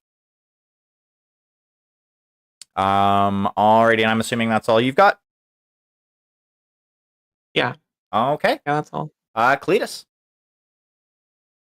So I'm going to burn a plot point and move 4. So we go here. Oakley dokley. Bam. Right there. And then I'm going to pop off a shot with my PPCs at that same mech. And then after that, I'm going to pop off a shot at the same mech with my lasers. Okay, so you're firing everything at the Phoenix Hawk. Okay. Yes, sir. I don't think I hit with the Nope. PPCs. You miss. If you still have This edge. would be. Yep. Yeah. Yeah. So if I use an edge, is it just a flat reroll? Yeah. So basically, how edge works is for basically any roll. I'm gonna say other than like a critical roll, so any like attack roll, skill roll, things like that, you can choose either to have me re-roll one or both dice, or you can choose to re-roll one or both dice. Yeah. So I am gonna use an edge there on that first roll. Yep. Then. So here's that, and the same thing, Wow. dude. You All right. apparently were Brutal. meant to miss that roll. Yeah. So that shot flies wide. Yeah, and then I guess I'm going to use my 3 medium pulse here. So let me fire that off. There we go. There's something that's not an 11. It does miss, though. Damn. All right. Oh. Big moves. The Phoenix Hawk, zippy quick. Yeah. Alrighty. Runa, you attempted to pick a lock, and you were not as successful as you would have liked. It diddly it. We're gonna keep going.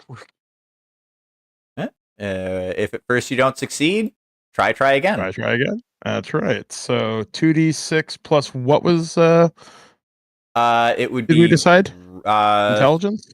No, for lock picking. Yes. That's going to be reflexes, because that would be Okay, so 3. escape artist. Okay. All right. Come on. 13? Alrighty. You manage, after a little bit more finagling, to get the lock open. All right. So I'm gonna slowly open the door, making sure it doesn't make any real noise. And I just want to take a quick peek out and assess my situation. I'd like to roll perception. You can do one in personal scale narrations. You can do essentially one thing per turn. So you can either cool. use a skill, move, or shoot or attack type deal. Okay. All right. So in that case, yeah, I've already picked my lock for this turn. So, yep, I'm going to kind of wait for my opportunity. And I guess that's my turn. Alrighty. Okay, give me one moment here just to set some stuff up. Where are you, Bushwhacker? There you are. I mean, you didn't hear that. Not at all. There's no I heard Bushwhacker. nothing. Okay, so Valkyrie, the injured, 1, 2, 3, is going to jumpity that way. The Wolverine, 1, 2, 3, is going to jumpity that way. Phoenix Hawk is going to go straight down that way. Valkyrie, the injured, is going to fire at the Deanna. And as the range is very close, they are going to use their medium laser, which happens to be their primary weapon, and is going to miss. The Phoenix Hawk is going to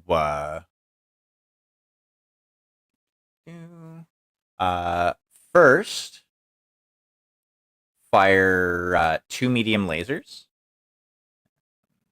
2, 3, 4, 5 at Cletus. And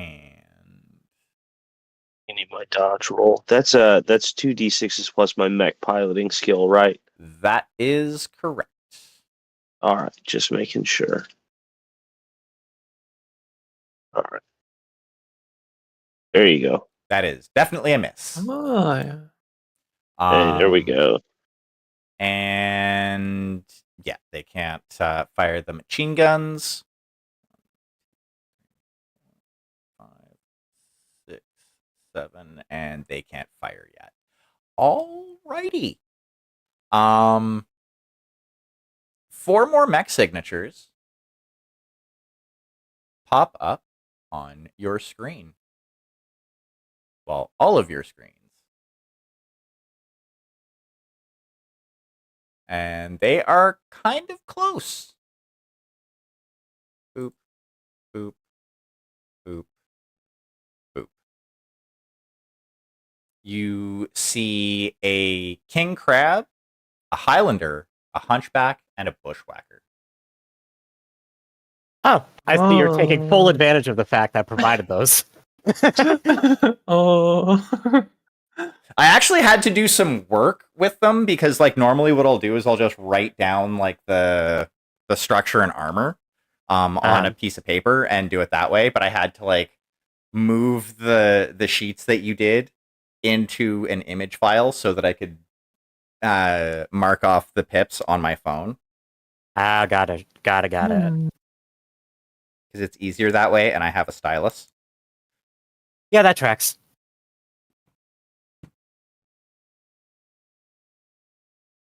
But yeah. So that's that. Kirka. Okay. With the arrival of new mech signatures, it's going to be that much more imperative that we take these things out as quickly as possible.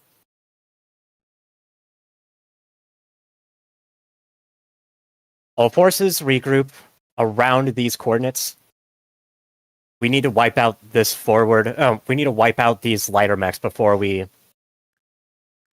get separated and herded. You know what? No, I'm not going to say it that way. Clear out these lighter mechs. We have a lot of heavy armor coming this way. And let's see. I just moved 3. 1, 2, 3, 4, 5, 6, 7 is what I'm counting there. Can I move, shoot? Can I shoot, move, then shoot again if I don't fire all my weapons in the first salvo?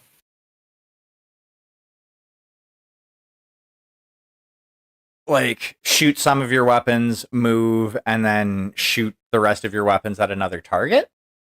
Yes.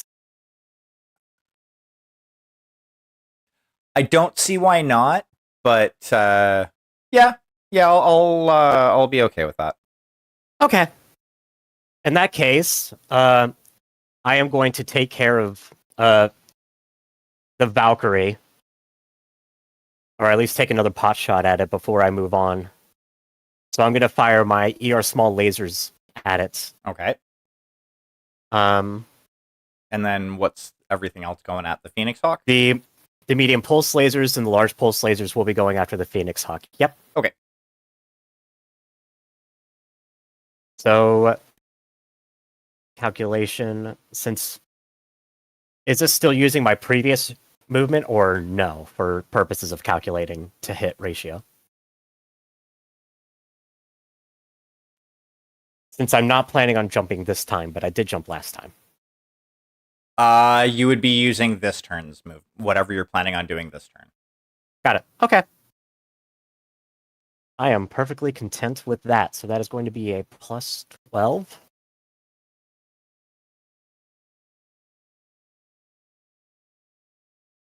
Yeah, you hit. Hit torso, baby. 11 left arm for 5 damage. Left arm for 5 damage. That removes the arm. Sick. Oh yeah, that's the one that the laser was on. Cool. All right. I'll take that. So then, now I'm going to move. No, the left arm is the one that the hand is on. Oh, I'm sorry, left. I thought Yeah. right. My bad. My bad. My bad. Nope, 1, it still 2, has 3. its laser. Ah, shucks. Oh well. I'm presuming Deanna will have more than enough ability to take out that Valkyrie now that it's literally one breath away from dying. 1, 2, 3, 4, 5, 6, 7. That's long range from the Phoenix Hawk. Yep. Right. Yerp. Alrighty. So then I got 2. All right. Then I can't fire my medium pulses. Should have done that calculation. Silly me. It's okay. I will just do the large pulses then at the Phoenix Hawk. Oakley dokley. Not a great roll. Still not a terrible roll. No. It hits. Okay, cool. That is going to be 7 damage to the torso. How's this look? Kirka first, as she's giving her command, opens fire on the Valkyrie. Three small lasers flash out from their positions underneath her fuselage and sever the left arm of the Valkyrie, more or less at the joint. She then turns and moves forward, encroaching onto the Phoenix Hawk. As soon as she sees her crosshair get into position as the Phoenix Hawk lands, and before it's able to really recover, she opens fire with her large pulse lasers, and which strike true at the area that had already taken a hit from Esme's slug rifle, causing a brilliant bluish-white flash as the reactor shielding fails, and the Phoenix Hawk collapses onto the ground, first by the knees and then slumping forward. Nice. Alrighty. Deanna. I'm assuming you're wanting to go next. Yep. And Deanna is going to follow suit, just unloading on this Phoenix Hawk, and then, or Phoenix Hawk Valkyrie, and then pulling back regardless. The other Veritech. Yes.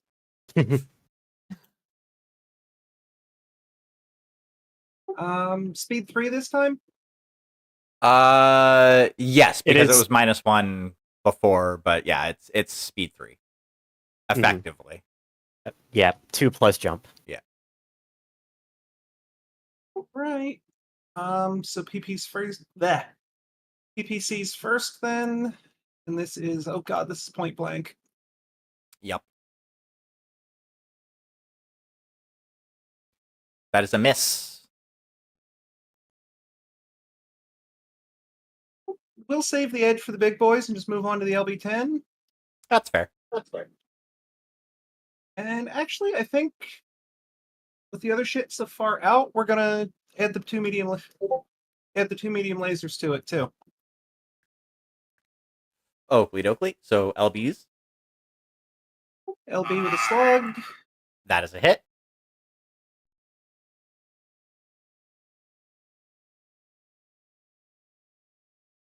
That is the right arm for 4. Right arm. Alrighty. Roll me to see if you get a crit.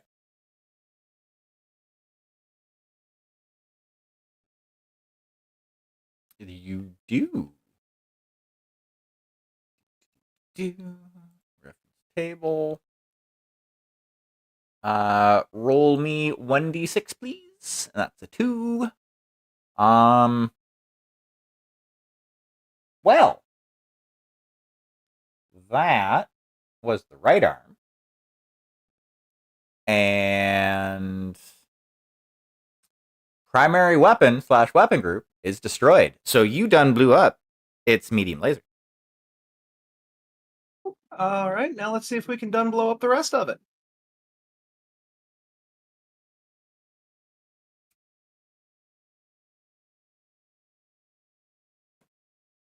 There is a good chance of that happening.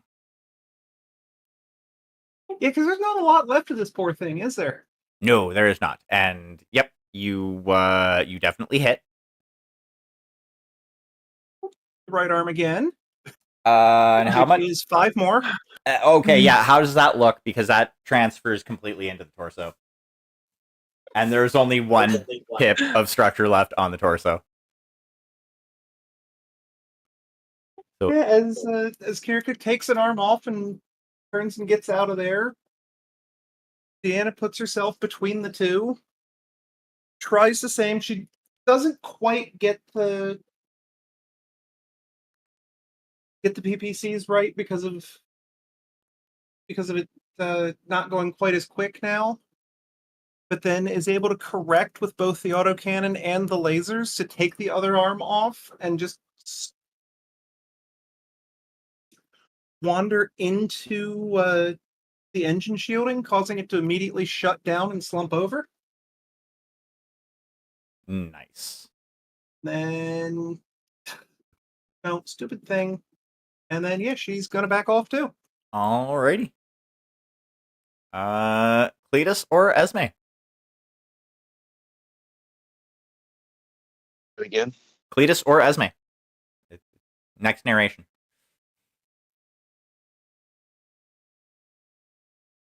Oh, all right.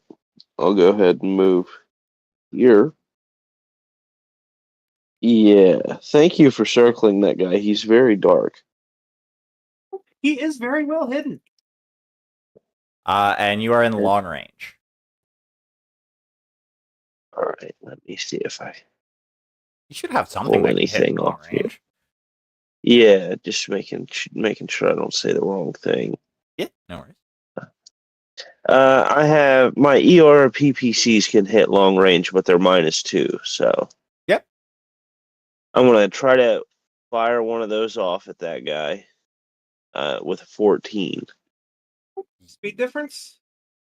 Oh shit! Is there a speed difference? I didn't even think. There would be a speed difference because the Wolverine is move 3.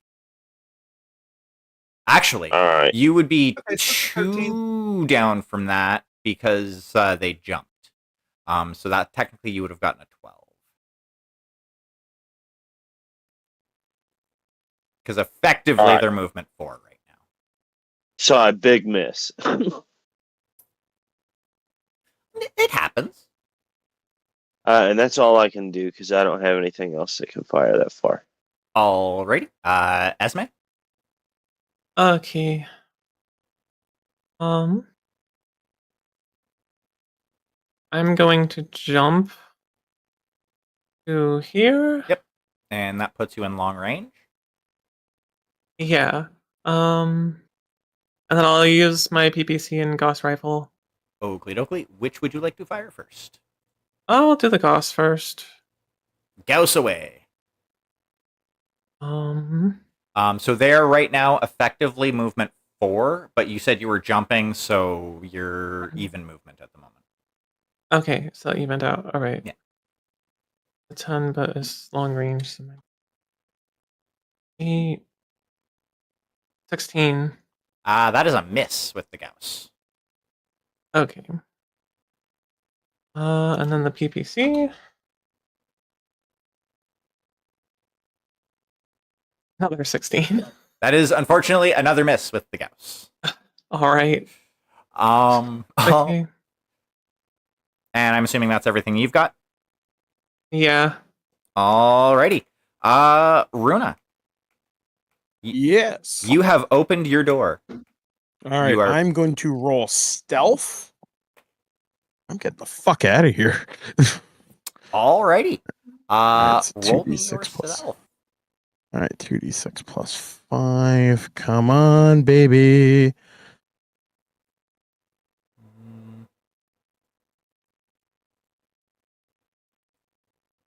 Okay, so as far as you can tell, you are hidden as you are trying to pick your way through the hallways in this building.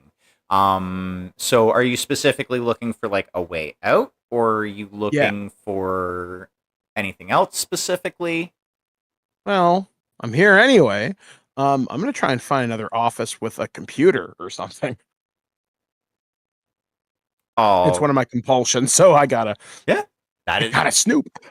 that is perfectly fine. And you are in a pretty decent situation to do so. If I could get you to roll me, give me a second here, actually, because I might Yep. want to. I'm thinking perception, but there might be something that's better. Okay. Um,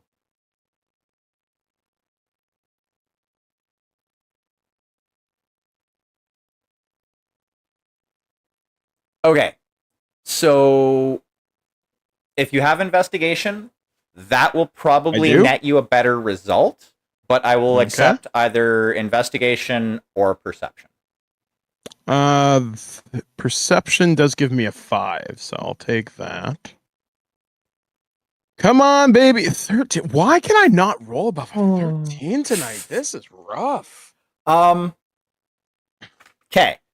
So you are able to find an office. It's going to take you a little bit, and I'm going to need you to make me another stealth roll. Okay, so let me do that right now. So I think it's a +5. And double check. Stealth is indeed a +5. Come on, 14. Hey, I can roll above a 13. Yeah. Astounding. Alrighty. So as far as you can tell, you have evaded notice once again. As Fantastic. you dip into what looks like another office. And at that, we're going to go back to the mech fight outside. Yep.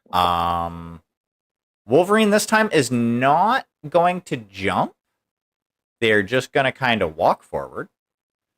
1, 2, 3, 4. So they are short range from Cletus. And Cletus, you're about to get shot at. Once I get down to the Wolverine stat block. Actually, no, they are going to jump. Yeah, they are going to jump. But first, they're going to fire an AC 5 at you.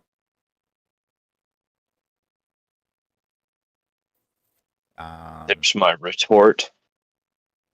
So 3 and then jumped. They miss. Actually, you know what? Oh yeah.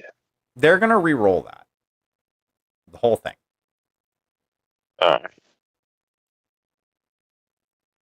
They hit. So that is AC 5.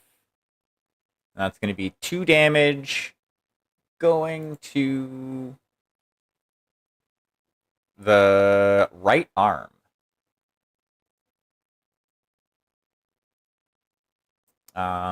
And now they're going to fire off a medium laser and SRM 6 at you. Boop. There's one dodge. They hit. Damn. It's the medium laser and SRM 6 are the same weapon group. Okay. Yeah. So no extra damage. So you are going to take 4 damage to the left arm as you get hit with a few SRM missiles and a medium laser. Alrighty.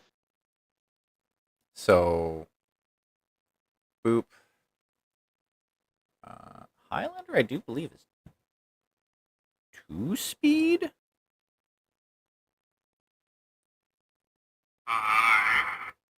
Nope, it is 1 jump. So it's just going to trundle on forward. Because it are slow. Boop, boop. And boop, boop, boop. So the other 4 mechs are closing in. And that is all they can do right now. Kirka.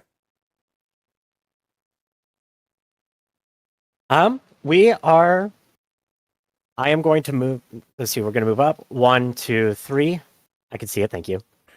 Okay, just in case. I appreciate it. So that puts me 1, 2, 3, 4, 5 away from the Wolverine by my math. Yep. That is medium. Yep. Right.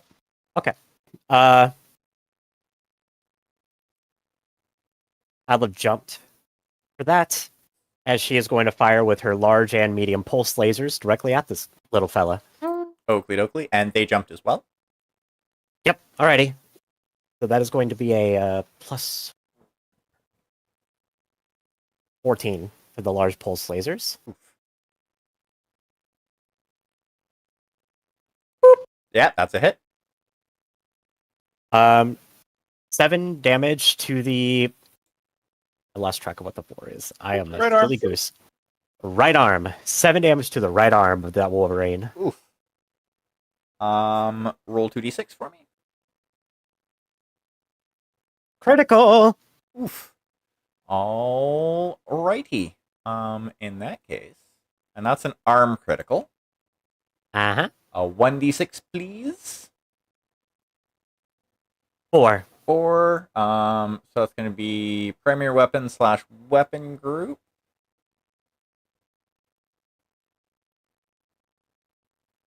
And Wolverine. And that was right arm. Well, fuck your AC 5, I guess. Yep, that's AC 5 gone.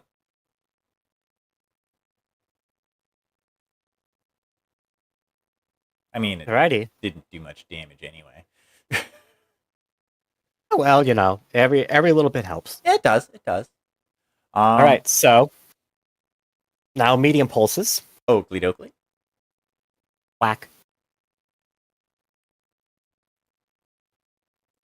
Boop, that's a hit. Okay. 5 damage now to the. I think that's the right leg. A 5? It is. Yep. I just double checked. Yep. 5 damage to the red leg. Say goodbye to the armor. Ho ho ho.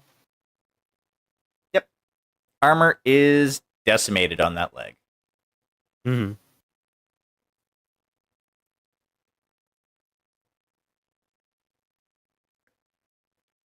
And I'm assuming that's the last you're firing? Yeah, the ER small lasers are out of range. Oakley dokley. I'm assuming Deanna's going next. Yes, sir.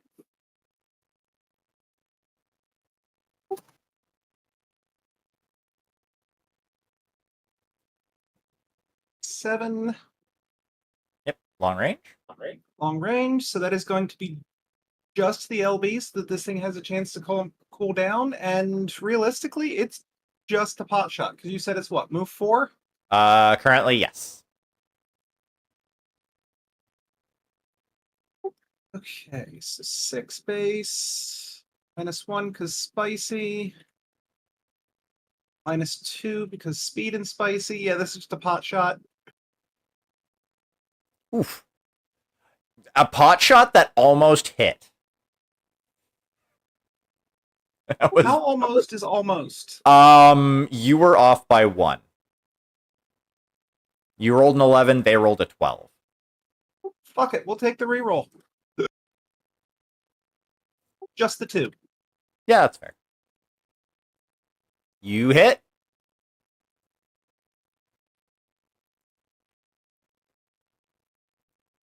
And that's the torso. That's 4. 4 damage to the torso. Oakley dokley.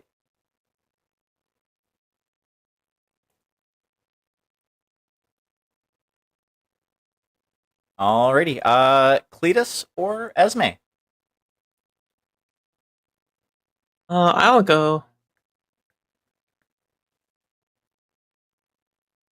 Let's see. I'm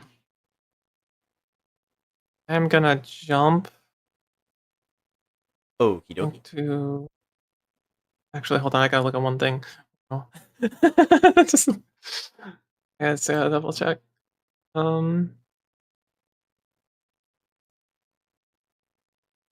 Okay. Yeah.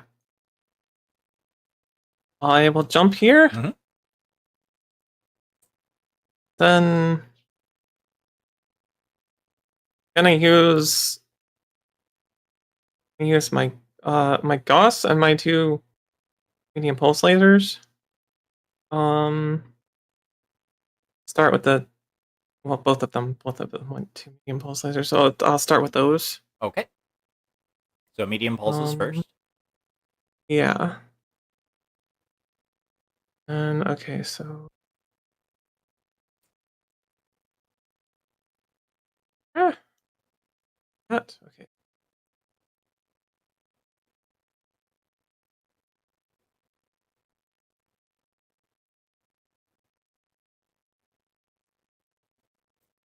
And then +2, and then did the jumps cancel each other out again? Yep. Okay. Should be this is the first one. 22. That is a hit. Okay. 7. That is, I do believe, a torso. Yep, that's torso. How much damage? It's 5 damage. 5 to the torso. Alrighty. In that case, I'm gonna need you to roll me 2d6 to try and confirm crit. Okay. No crit. 7 again. Okay, no crit. All right. Yeah, you're aiming minimum. You're aiming for minimum 8 for that roll. Oh, okay. Okay. And then here is the next medium pulse laser. 23. Probably going to hit. Yep. Okay. And then a 6. That is also the torso. Okay. And how much damage is that? Another 5. Okay, yeah. How does that look? All right. Back here. All right. I'm gonna say that I jumped roughly the same time that they did. And then as they land, they're a bit distracted and don't get their footing quite right. But as I land, I just unleash all my lasers, and they just everything's on point. It just rips apart the torso and just melts the whole back to the ground. Nice. Nothing left. Yeah. Nice. That works well. Alrighty. Cletus? All right. I'm gonna fire my PPCs at this guy It's already after dead. moving. Oh shit! I didn't. Oh, yep. Yeah. I did just hear that. Yep. I A didn't few see more his shots icon in the disappear. wreckage. I didn't see his icon disappear, which is what threw me off because I couldn't see him. That's fair. I'm just gonna move 2 this way, then, since we got the other enemies coming in from the other side. Oakley dokley. Runa. All right, I'm going to use my skill of computer hacking or information gathering, Wait. if you would let me do that. So you're specifically looking to like hack into the computers? Yes, I'm looking for intel, anything that gives me information on who these guys are, anything that I can use against them. I want to know the strength of force that's in here, anything useful. That will be a computer's roll. Okay, then. So that gives me 3. I'll take it. Watch me roll a 9. Why do you hate me? So you don't have computer skill? I do. It's just I roll even with a +3 bonus. But this, these rolls feel ludicrously low. What's your this is weird. What's your intelligence score? My intelligence is 2. Oh, okay. So you only have 1 point in computers then. Yeah. Gotcha.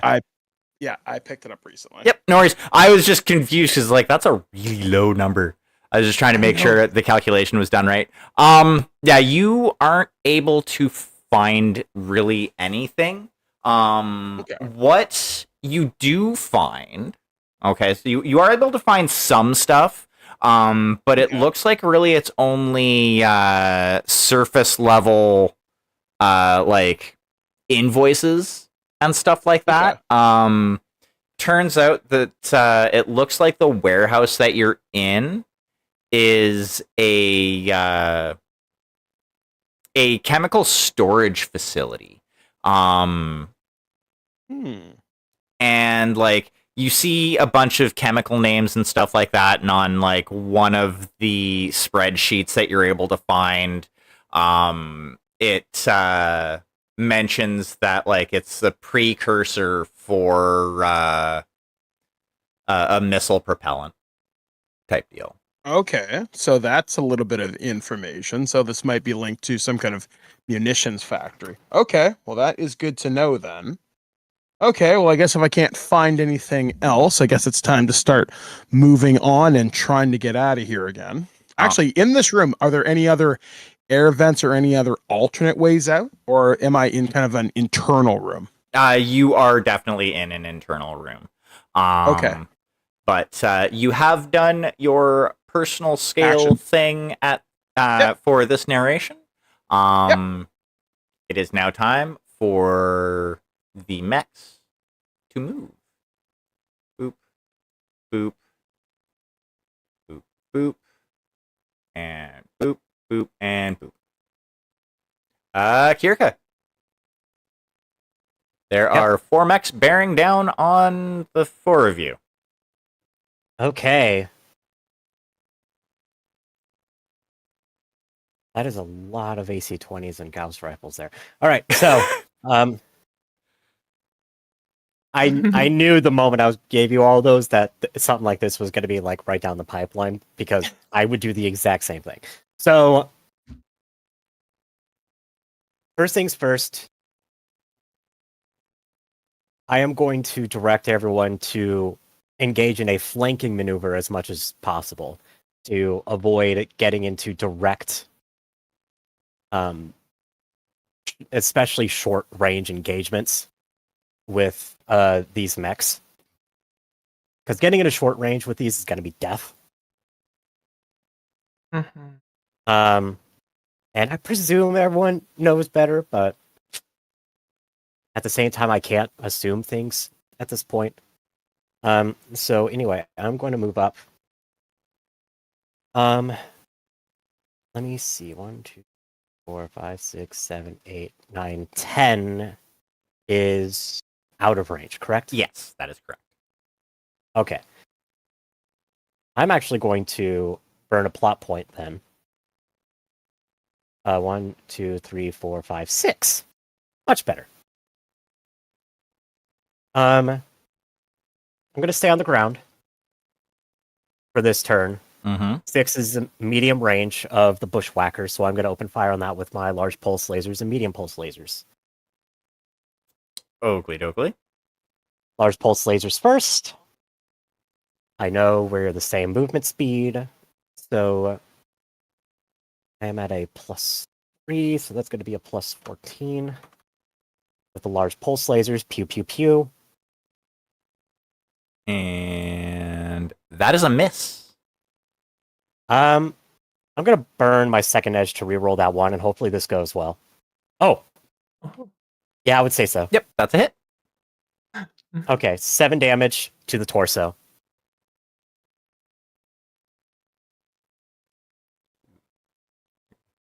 4, 5, 6, and 7. Alrighty. All right. And then medium pulse lasers. Pew, pew, pew.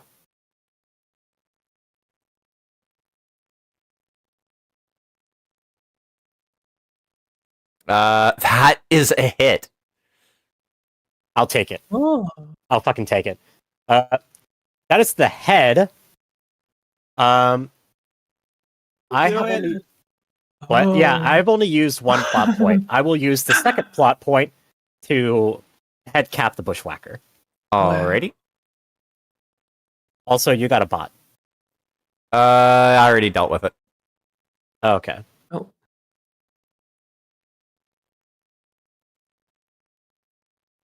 Unless My chat didn't update. Yeah, I was Yeah, about no, to say, it unless another one came in that I didn't see. That would be surprising. All right, but no. Yeah, we Alrighty. good. So Bushwhacker has been whacked. Bushwhacker's been Nice. bushwhacked. Yep.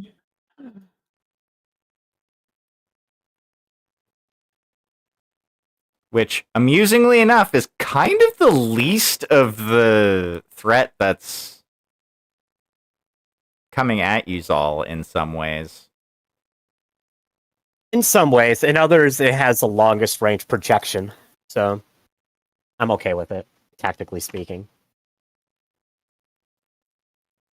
Like, I'm not going to question that a bushwhacker is more... I'm not going to say a bushwhacker is more dangerous than a king crab, but it's got longer range. Yeah. Alrighty. I'm assuming Deanna's gonna go next. Yes, sir. And she's just going to move up because there's nothing in range, and she's not putting herself in reprisal range. But is going to open up the comms quick. Be careful not to overextend. The others are falling behind. Worry not, I will fall back momentarily.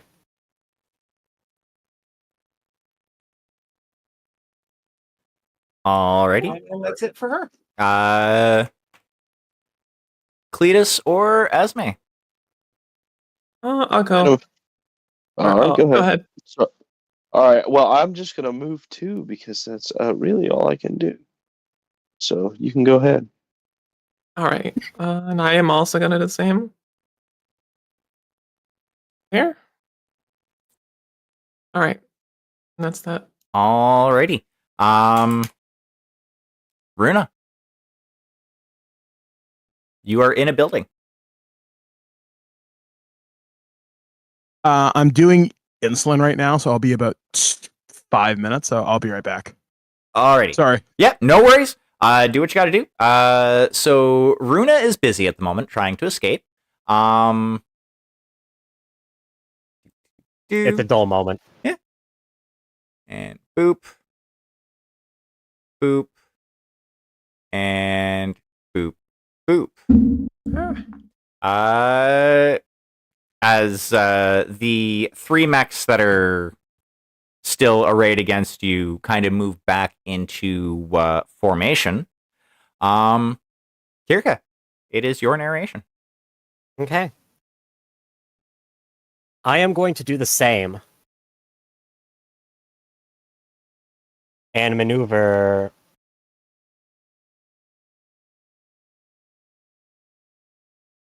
here. Give everyone a chance to kind of get in a little bit closer. Alrighty.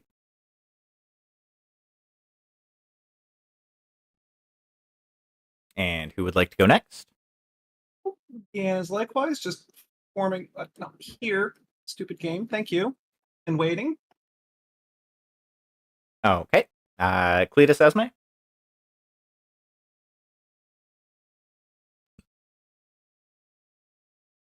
I'll go. I'm good. Well, I'm still just It's fine, moving. You're already moving. I'm still just moving, so it's all good. Alrighty, Esme? All right, yeah, and then I'm just moving that way too. So there.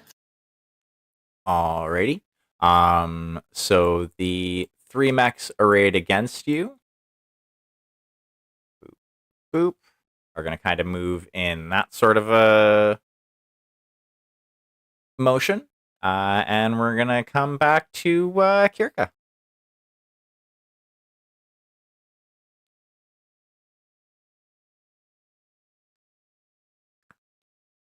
Sorry. I'm going to advise us to meet roughly here in an effort to try and angle us into a flanking maneuver.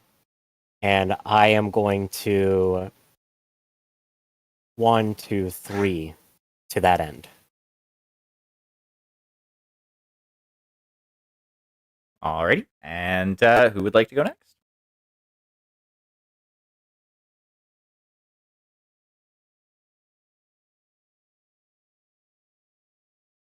We'll just keep the pattern going. And likewise, right on the flank.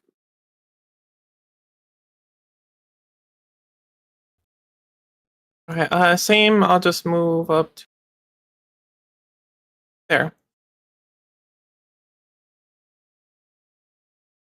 Alrighty. And Cletus. All right, same as always. We're gonna get daring here. We're gonna move up too. Alrighty.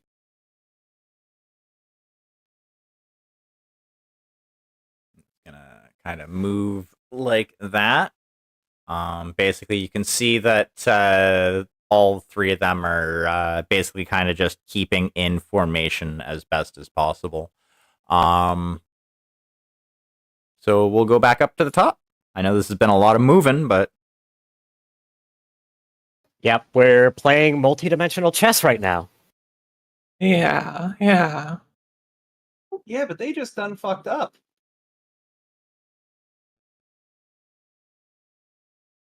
Well, you know, they're wobbies. I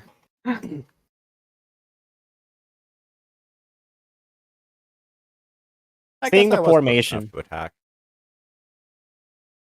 Oh, no, I wasn't. Not quite.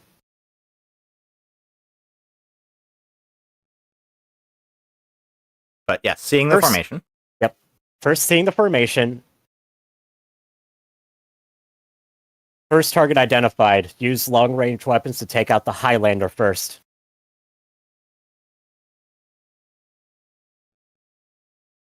And we are going to move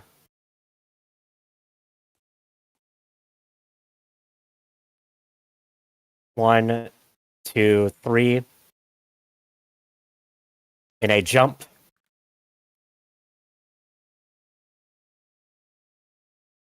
Five hexes away from the Highlander, 6 away from that, so still outside of range, really. That is well within medium, right? 5 is within medium, yes. Okay, cool. So I'm going to fire my large and medium pulse lasers. Did the Highlander jump this turn or no? It did not. Did not. Okay. We're in like super ultra mega business then. Large pulse lasers. Come on, CC, roll better, please.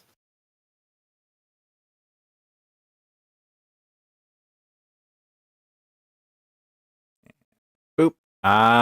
You hit. All right. 7 damage is going to the Highlander's torso.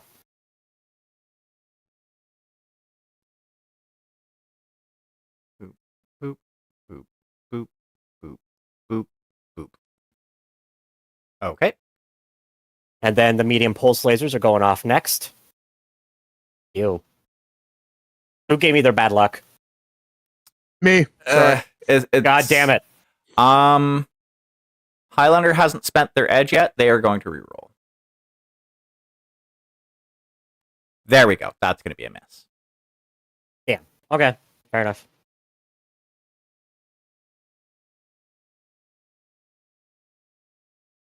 All right, and that is all the more that I can do at the moment. All Things are right. going to get a little spicy for me, but that's okay. The power of friendship. Deanna.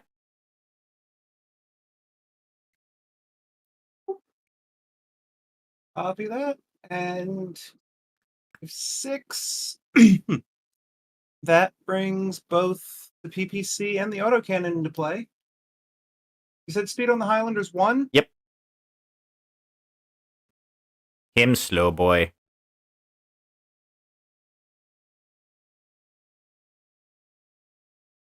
All right, PPC's first. That is most likely going to hit. Yep, that hits.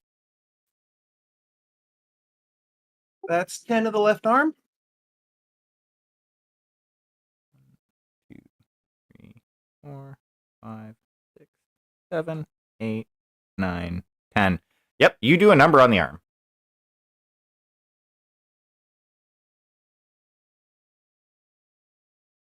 And what weapon is this that you're firing? This is the autocannon, Alrighty, that hits. and that is 4 to the other arm.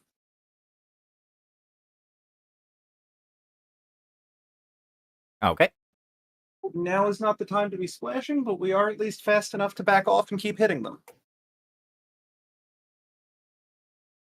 Yep. Alrighty. Esme or Cletus? I'll go. I'm gonna jump here, Okay. and then I'll use the Goss and the PPC on the Highlander. Alrighty, that's Yeah. long range. Long. Yeah. Okay. Going to be this. How much does the jump give me as a It is bonus? a +1 with the jump, but it is a Okay. -2 because of your range. Okay. Yeah. I'll And be they're at- only movement 1. Okay. Oh, I think that puts me at a 9. It puts you at a 10, actually. Oh wait, I get another one for the movement. Is that it? Yeah, actually, no, it's 11. I'm sorry. There are.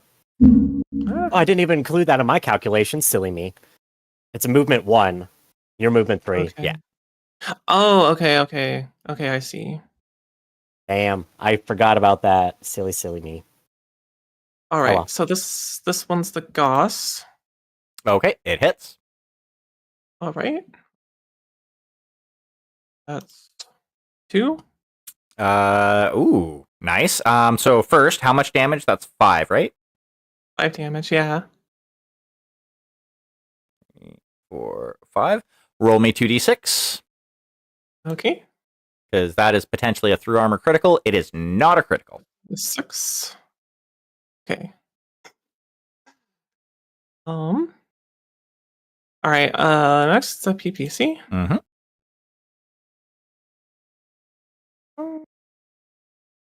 11. 16. That is a miss. Okay. All right. Will be my turn then. Alrighty. Cletus. I want to burn my. Well, nope. I shouldn't burn my last plot point because I don't want to die.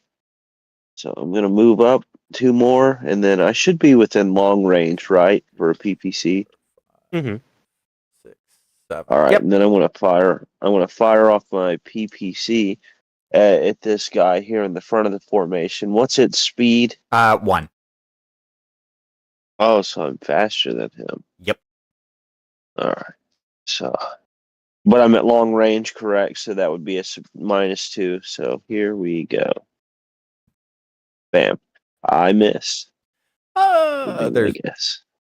Yeah, you miss. Not with it today. I mean, it happens. Some days you It have a does. really good day. Some days not so much. Yes. One of those. Alrighty, and that's all Cletus is firing? Yeah. Okay. Runa, are you back yet? Yes, I am. Okay. So what are you going to attempt to do? Okay, so I'm gonna try and ascertain how to get the fuck out of here. So I guess I'd like to do the skill that might make the most sense to me. I'm actually gonna look on my sheet, see if I can use any of my cues to figure this out. Let's see.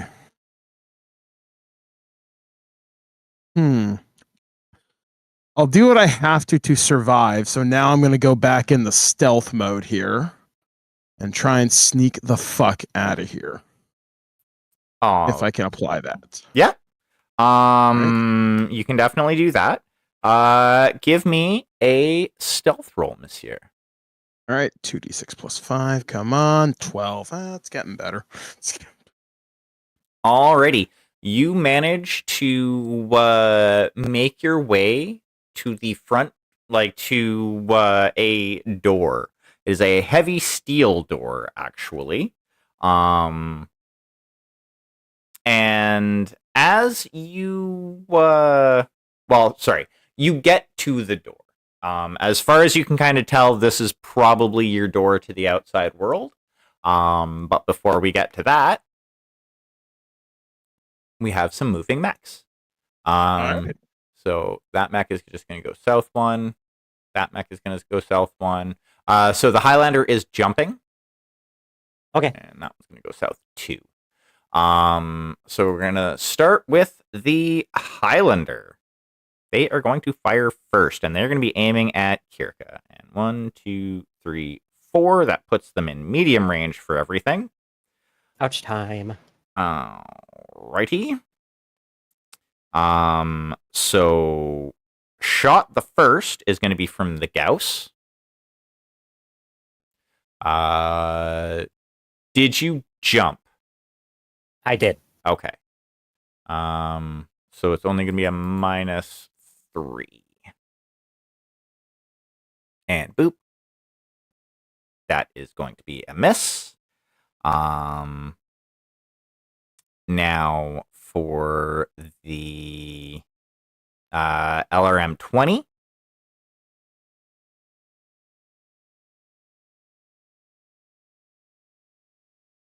And Just as a reminder, this variant does have the ECM. Yeah. Okay. That's still a miss anyway.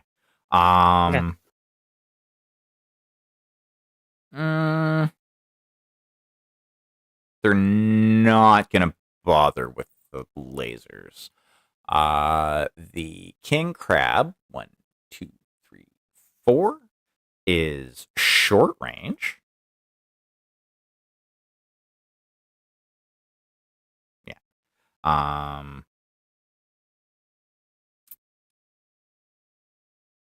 So actually, technically, the other one was short range too, but whatever. I was about to say, yeah. They're still not firing any more than that. So, and the calculation wouldn't have been really any different between short and medium for what they fired. Yeah, that's fair. It's just that king crab scares me. Yep. Well, understandable. AC 20 number 1. And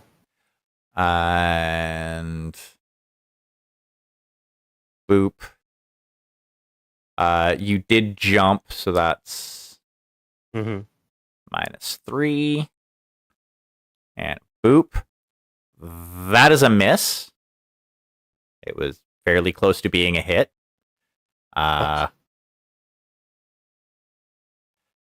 AC 20 the second. Boop. Oh, that's probably going to miss. Yep, that's definitely missing. Okay. And large laser.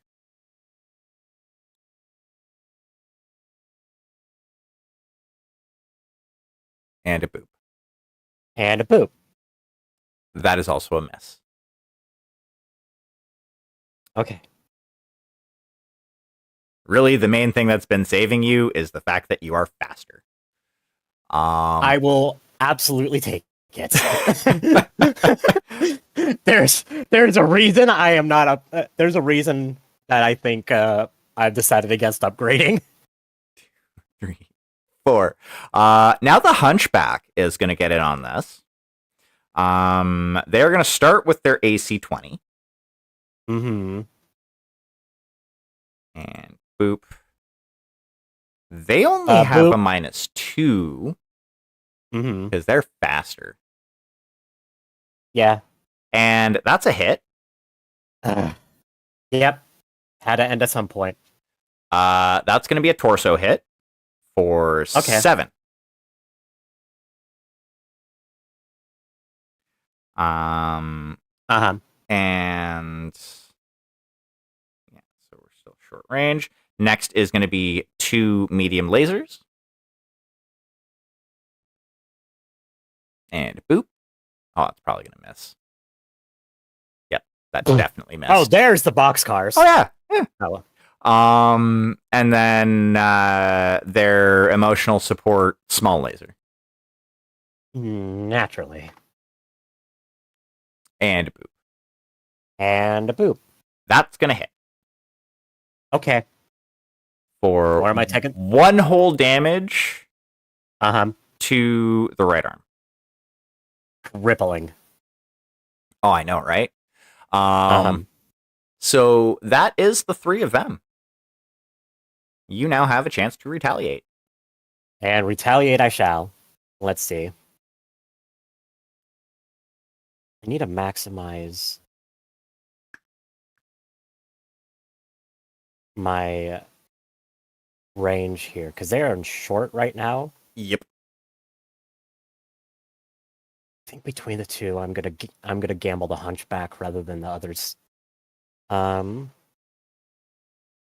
Kirika's going to jump 1, 2.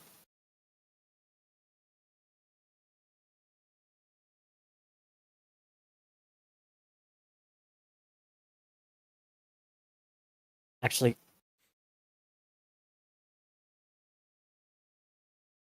yeah, she's gonna kind of jump over here. Okay. 1, 2, 3, 4. Still a little closer than I want to be, but that's okay. That's short range. What are you firing at? The Highlander. The Highlander is short range. Still short range. Okay, yeah. And I'm gonna take a gamble, and I'm going to Alpha Strike. Hopefully this pays off. Oakley So dokley. I'm gonna fire all 3 of my laser groups at the Highlander. First up is going to be the large pulse laser, remembering that I have a +2 for movement on top of everything else. So that takes this from a that takes us to a +16 for the pulse lasers. It's ridiculous. And Yeah, it hits. that is to the 5, the right leg, 7 damage. 3, 4, 5, 6, and 7. Okay. Next is going to be the medium pulse lasers. That is going to hit. 5 damage to the torso. Oof.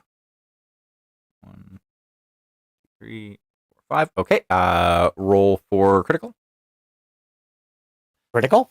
That is definitely going to be a critical, and it's a torso crit too. Which those are the Mhm. tastiest of crits. Oh, yes.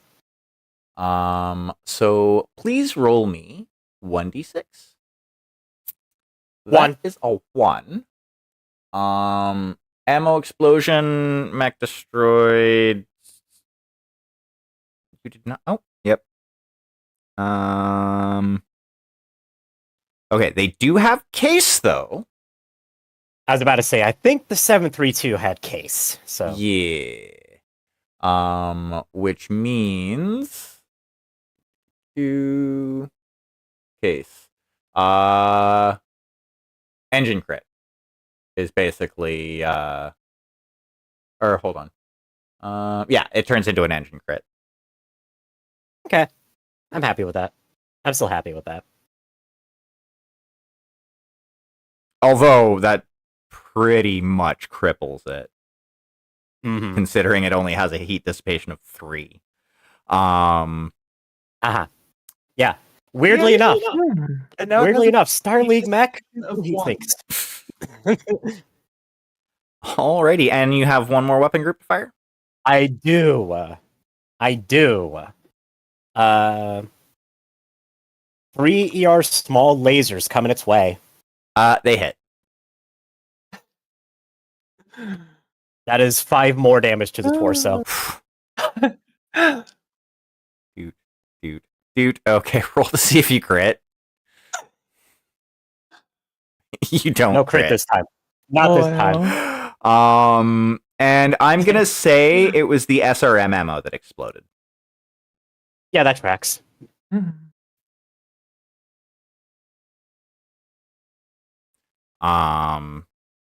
So we're just gonna cross that out and cross that out because it can't fire that no more. Alrighty. I'm assuming that's all you got. That is everything I have. Yeah. Alrighty. I now got 1 heat on me. So if any of those happen to have their heat vision on, the Timberwolf just went from green to yellow. Yeah, no doubt. Who would like to go next? I think we'll keep the trend going. As we are going to blast away at that Highlander as well. Same salvo, PPCs, then LBX. Alrighty, and I'm assuming you're gonna shoot then move. Yes, sir. Alrighty. 5, so that should be medium range. Yep.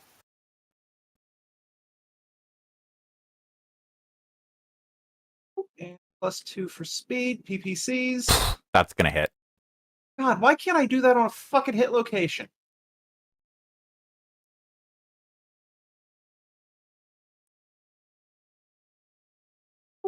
For example. So 1, 2, 3, 4, 5. Yeah. Okay, so how does this look? Because that Highlander is no more.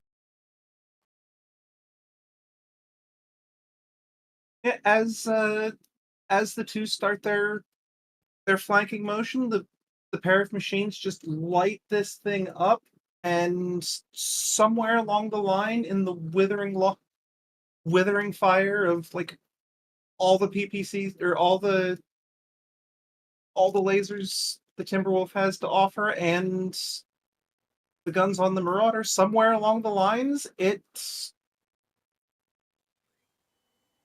gets cored out and falls over backwards. Nice. And then shaboop. Alrighty. Esme or Cletus? I'll go. I have this figured out. Yeah, I'm gonna jump here. Okay. It'd still be in medium range, I think. So 1, 2, 3, 4, 5. You're in medium range of the Highlander, and 1, 2, 3, 4, 5, 6, 7. Long range of the King Crab. Oh, okay, Hunchback. okay. Not Highlander. Oh, yeah, Sorry, Highlander's Hunchback. dead. Yes, Highlander's dead. Yep. Okay, I'm gonna just use Gauss and PPC on the Hunchback. Okay. That hasn't taken damage, has it? It has not. No. Okay, then I'll use both of them on that. Alrighty, and which are you firing first? I'll start with the Gauss. Then, did the Hunchback jump at all? Hunchback doesn't jump, And and don't. has movement Okay. of 2. Okay, so do I get 2? Yes, Or do I get? you Okay. get 2. Because you're movement 3, so you're 1 faster, and you jumped. Okay, so bring me up to 12. All right, that's for the Gauss. 16. That is a miss. Okay. Here's PPC. 19. Okay, and a boop, and a boop. That is a hit. Okay. 7. And that's going to be in the torso, and your PPC is how much? That's also 5. 5. Okay. 1, 2, 3, 4, and 5. Boop.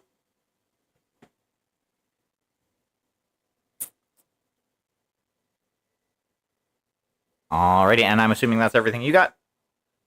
Yep, that's all. That was a kitty. Yeah, that would be Batty in the background. Alrighty, Cletus. All right, I'm gonna move 1, 2, and then this king crab is the one on the left, right? It's the one. The king crab is that Yep, one. Yeah. That's the one I'm Correct. looking at. I'm gonna fire at that with my PPCs. That's a 14. Alrighty. And are you only?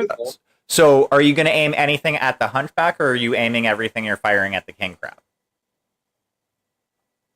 I'm gonna You- fire everything at the king crab. Cool. And did you remember you're faster than it is? Yes. Oh no, I did not. Yeah. You are faster than it by 1. All right, so that would have been a 15 then. Okay. That first roll, And that's and a then miss. all right, then I'm gonna take a shot at it with my 3 medium pulse as well, Oakley dokley. and that's a 16. That one's going to hit. And then 2d6s. It's a And 4. And how much damage? That is 7 damage. Doot, doot, and doot. Okay. And are you firing anything else? No, because I do not want to overheat. That is valid. Alrighty. So, Runa, you Yes. open your door and you Alright. find yourself looking at the outside. You are in a forested area, and not too far away, you can hear gunfire and explosions. Very large Well, caliber gunfire and explosions.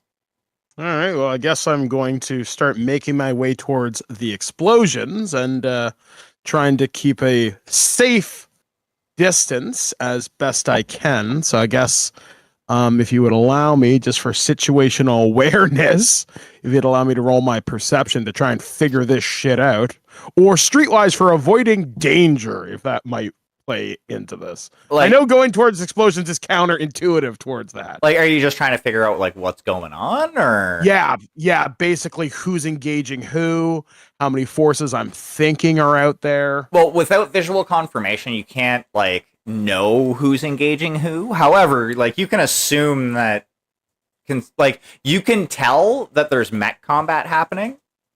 Mm-hmm. Um, Actually, here's a question.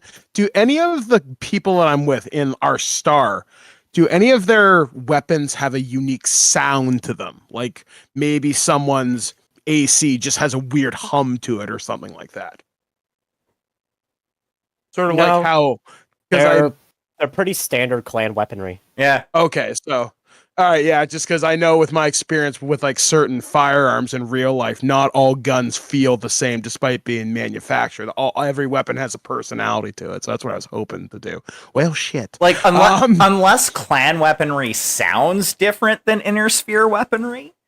See, Which- I would presume that it mind- would. Yeah. I Yeah, always same thought here. so. Yeah, true. So, like, you can hear clan weaponry, but I think Hmm. as for like any specific telltale signs from anyone doing anything, Yeah. I don't think so.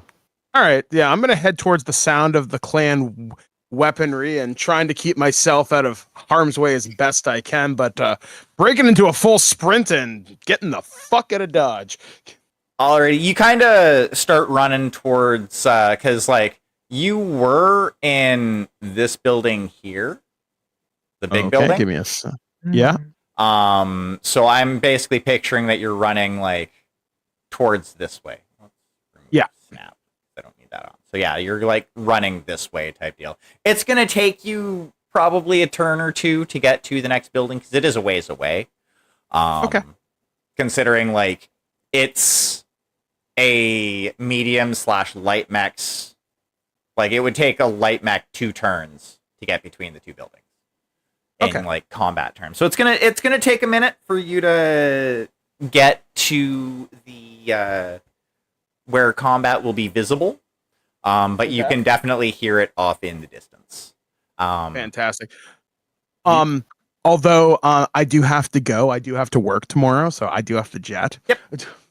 Um, So- I do have one question. You can like either DM the answer to me or put it in chat if you want to take time to think about it. But what Okay. sort of weapons or equipment would Runa take on her for just going to pick up like supplies?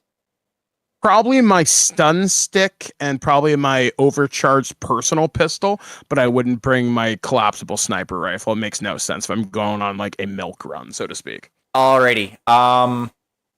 You don't have those on you, by the way. Okay. Yeah, that's fine. Um, I probably wouldn't bring like I'd probably put them in like my bag if I'm on like a ship. Like I'm not gonna wear them around all the time, only when I'm expecting to get on and off, sort of thing. well, like that's the thing is like you were sent down to the planet. That's why I was asking like, what would you be bringing with Yeah. you? So if you brought Yeah, those with you, they are not Mhm. currently with you. Okay. Yep. That's fine. So yeah, so you hightail it. You're moving towards the end of or you're moving towards the sound. We can hand wave you getting picked up after combat. But yes, you get sleep and have fun at work tomorrow. All right, cool then, guys. I will catch y'all next week then. Alrighty, cheers. Good night. See you, man. Oakley dokley. King Crab is gonna move down one.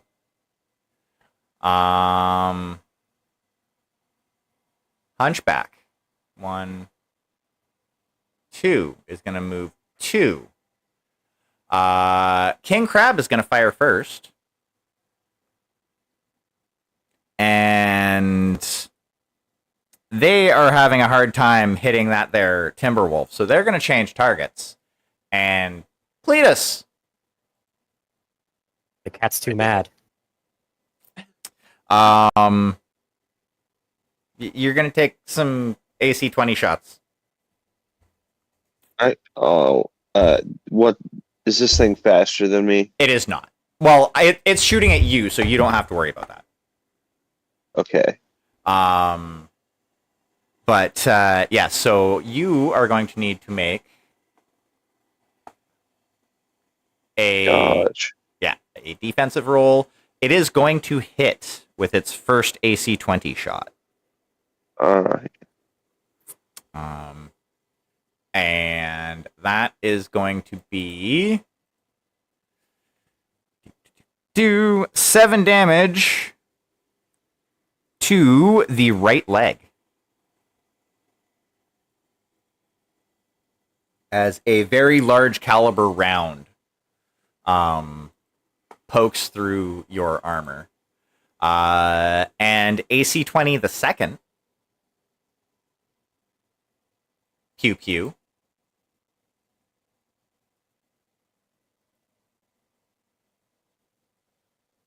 Is also going to hit. And that is going to hit your right arm for another 7. And then, because, you know, they're going to fire their large laser at you. Pew pew.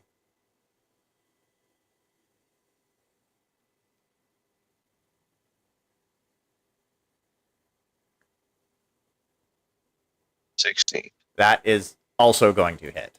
The difference is like you rolled 1 under what they did, so if you have edge to use, you could potentially make it so that's not a hit.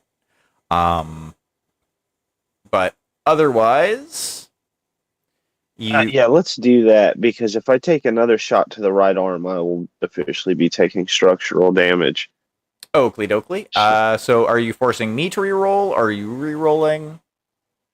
I'm gonna re-roll myself here. Okay, so it so yeah, make your reroll. So would I just do 2d6s or would I do 2d6s plus my bonus? I would again? just roll the 2d6 plus your bonus if you're rolling both dice. All right, cool. Even worse. Yeah, so that's good news for you. It's not going to your arm. You're taking 4 damage to your torso. That's the bad news. 1, 2, All right. 4. Deanna. There is a hunchback that is looking at you.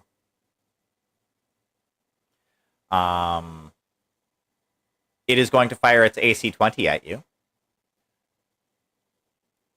And as you are both movement 2, there is no negative for speed.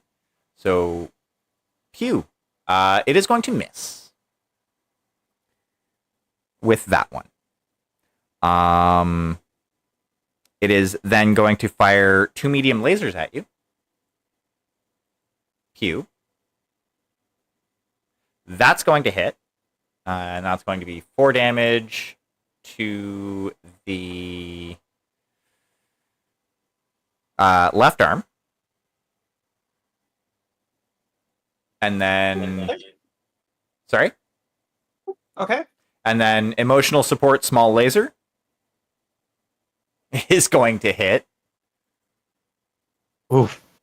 And that is also going to be the left arm. How much? 1 damage. It is just a little baby weapon. However, Kirka, it is your narration. Okay. I am a toasty girl at the moment. So I am going to do a 1 and a 2. I'm going to stay on the ground.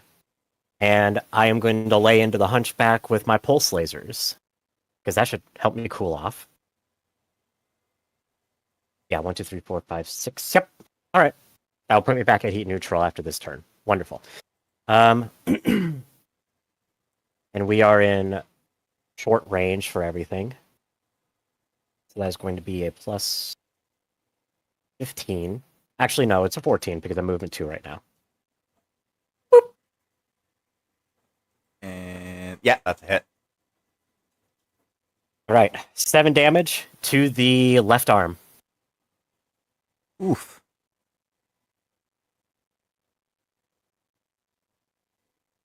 And roll to see if you crit. You do not crit. Not quite.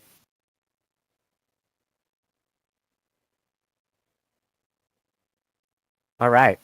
Next will be the medium pulse lasers.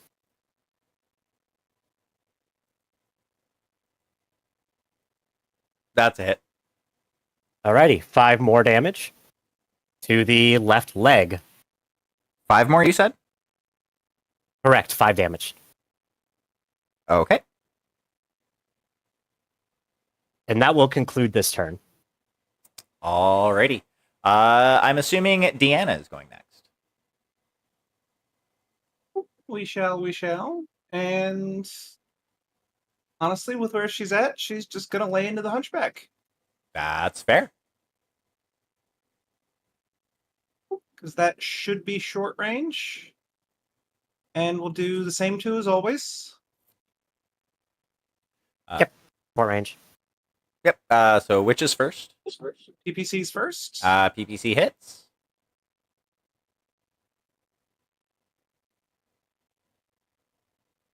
Ten to the torso. That's probably a gone back. Yep, that is a gone max. So how does this look? Tick. Yeah, as it turns and peppers her, and in response, she manages to keep her cool for once, brings up the arms, and both shots strike true against the against the autocannon itself, which flows and ripples through the inside of the chassis, taking the rest of it down. Nice. Alrighty. Cletus or Esme? Well, actually, sorry. Are you moving? As you still have your move. I think I will. Yes, thank you.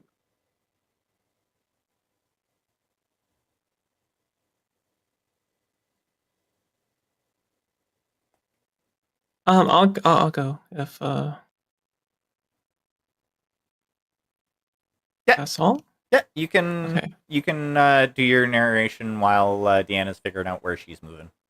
I already did move. Yeah, yeah. Oh, you moved back one. Well, yeah, I'm not getting the face of a king crab. I mean, Like, I know she's survived worse, but she's not stupid. I mean, it's already injured a little bit. Kinda. Kind of sort of a little bit. But yes, Esme. Okay. I'm gonna jump here, which should keep me in medium range. 1, 2, 3, 4, Sure. 5, 6. Yep, medium range. Okay. And then I'll use the Goss and the PPC. Alrighty, and its movement Okay, is crap. 1, by the way. Okay. So that should be +3. Yep. With the jump and the movement. That is correct. Okay, so this is the Goss. And that is a hit. A 6. Alrighty, and how much damage? That's 5, you said? Yeah, 5. Boop. Boop. Boop. Okay. Okay, and then PPC. Wait.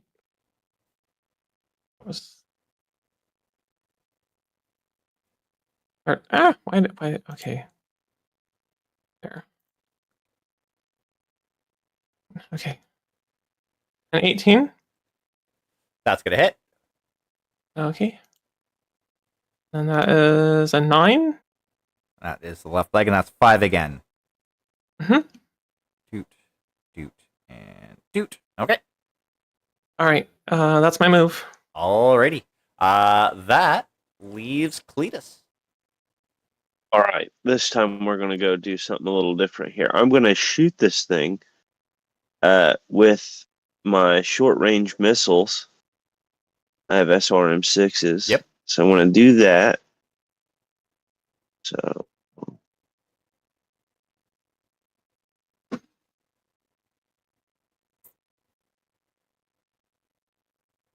oh shit. And There you we are go. 1 faster than it is. Oh shit. So that would be an 18. My Okay. bad. Yeah, you hit. Okay. And then that for the 2d6s to see where they hit. Sir, so you have a regular SRM6. Yes. So the damage calculation should have a number plus M. It's 2 plus M. Yes. So before you start rolling locations, so we're going to take that location for the first one.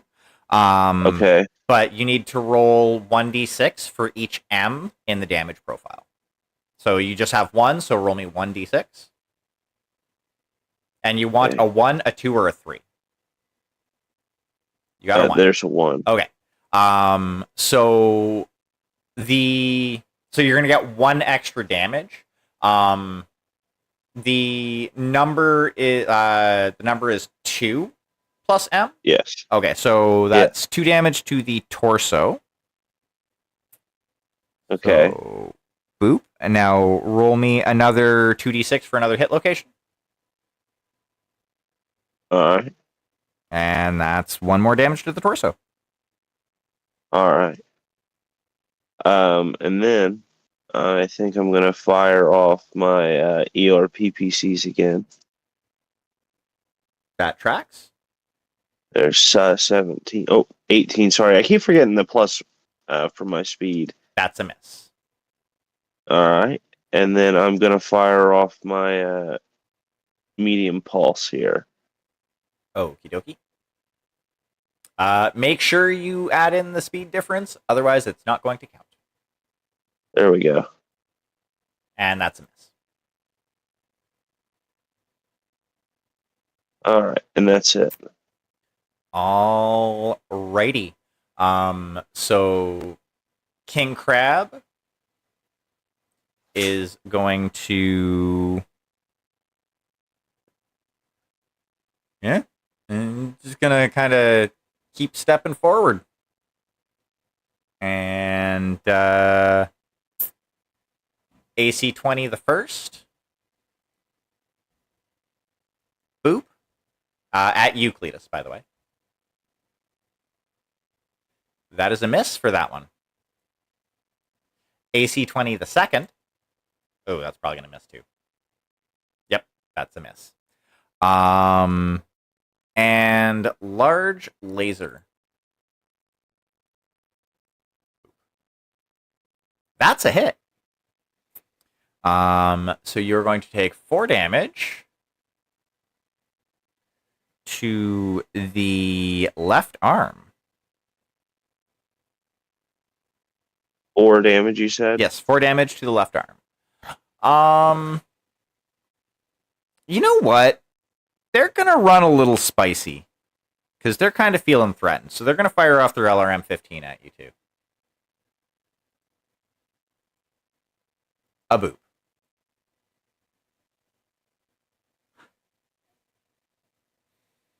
And they're going to burn their edge to force you to reroll both of your dice.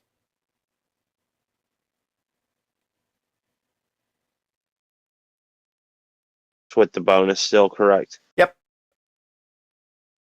Yeah, it's easier to just do it with the bonus because it's like Right. yeah. But that's going to change a miss into a hit.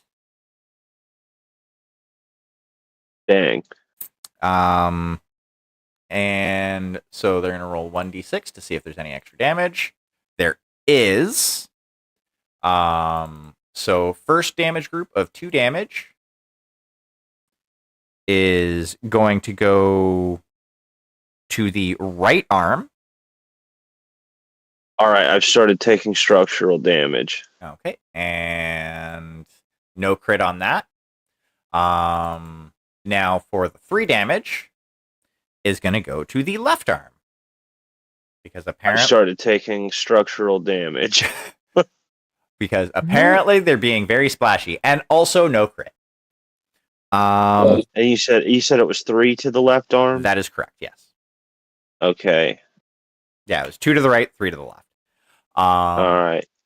And Kirka. All right.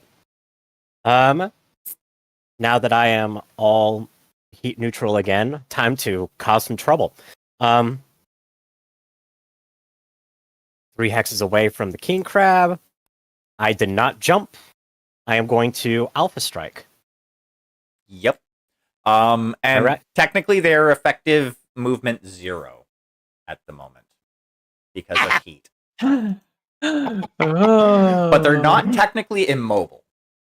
That's fine. That's fine. It's still a ridiculous bonus that you're going to get. We are reaching levels of bonus that should not be seen by human eyes. Let's see. Reaching? Oh, it's gonna get worse. Yeah. Basically, I'm just That's hoping for you to roll boxcar or sorry, snake eyes. You have to. This is if I'm doing my math right, this is a plus 17 with the pulse lasers. Yeah, that sounds about right. 3d6. 3d6. Yeah, that's a hit. Yeah. All right. 7 damage with the large pulse lasers to the left leg. 7 to the left leg. Oakley dokley.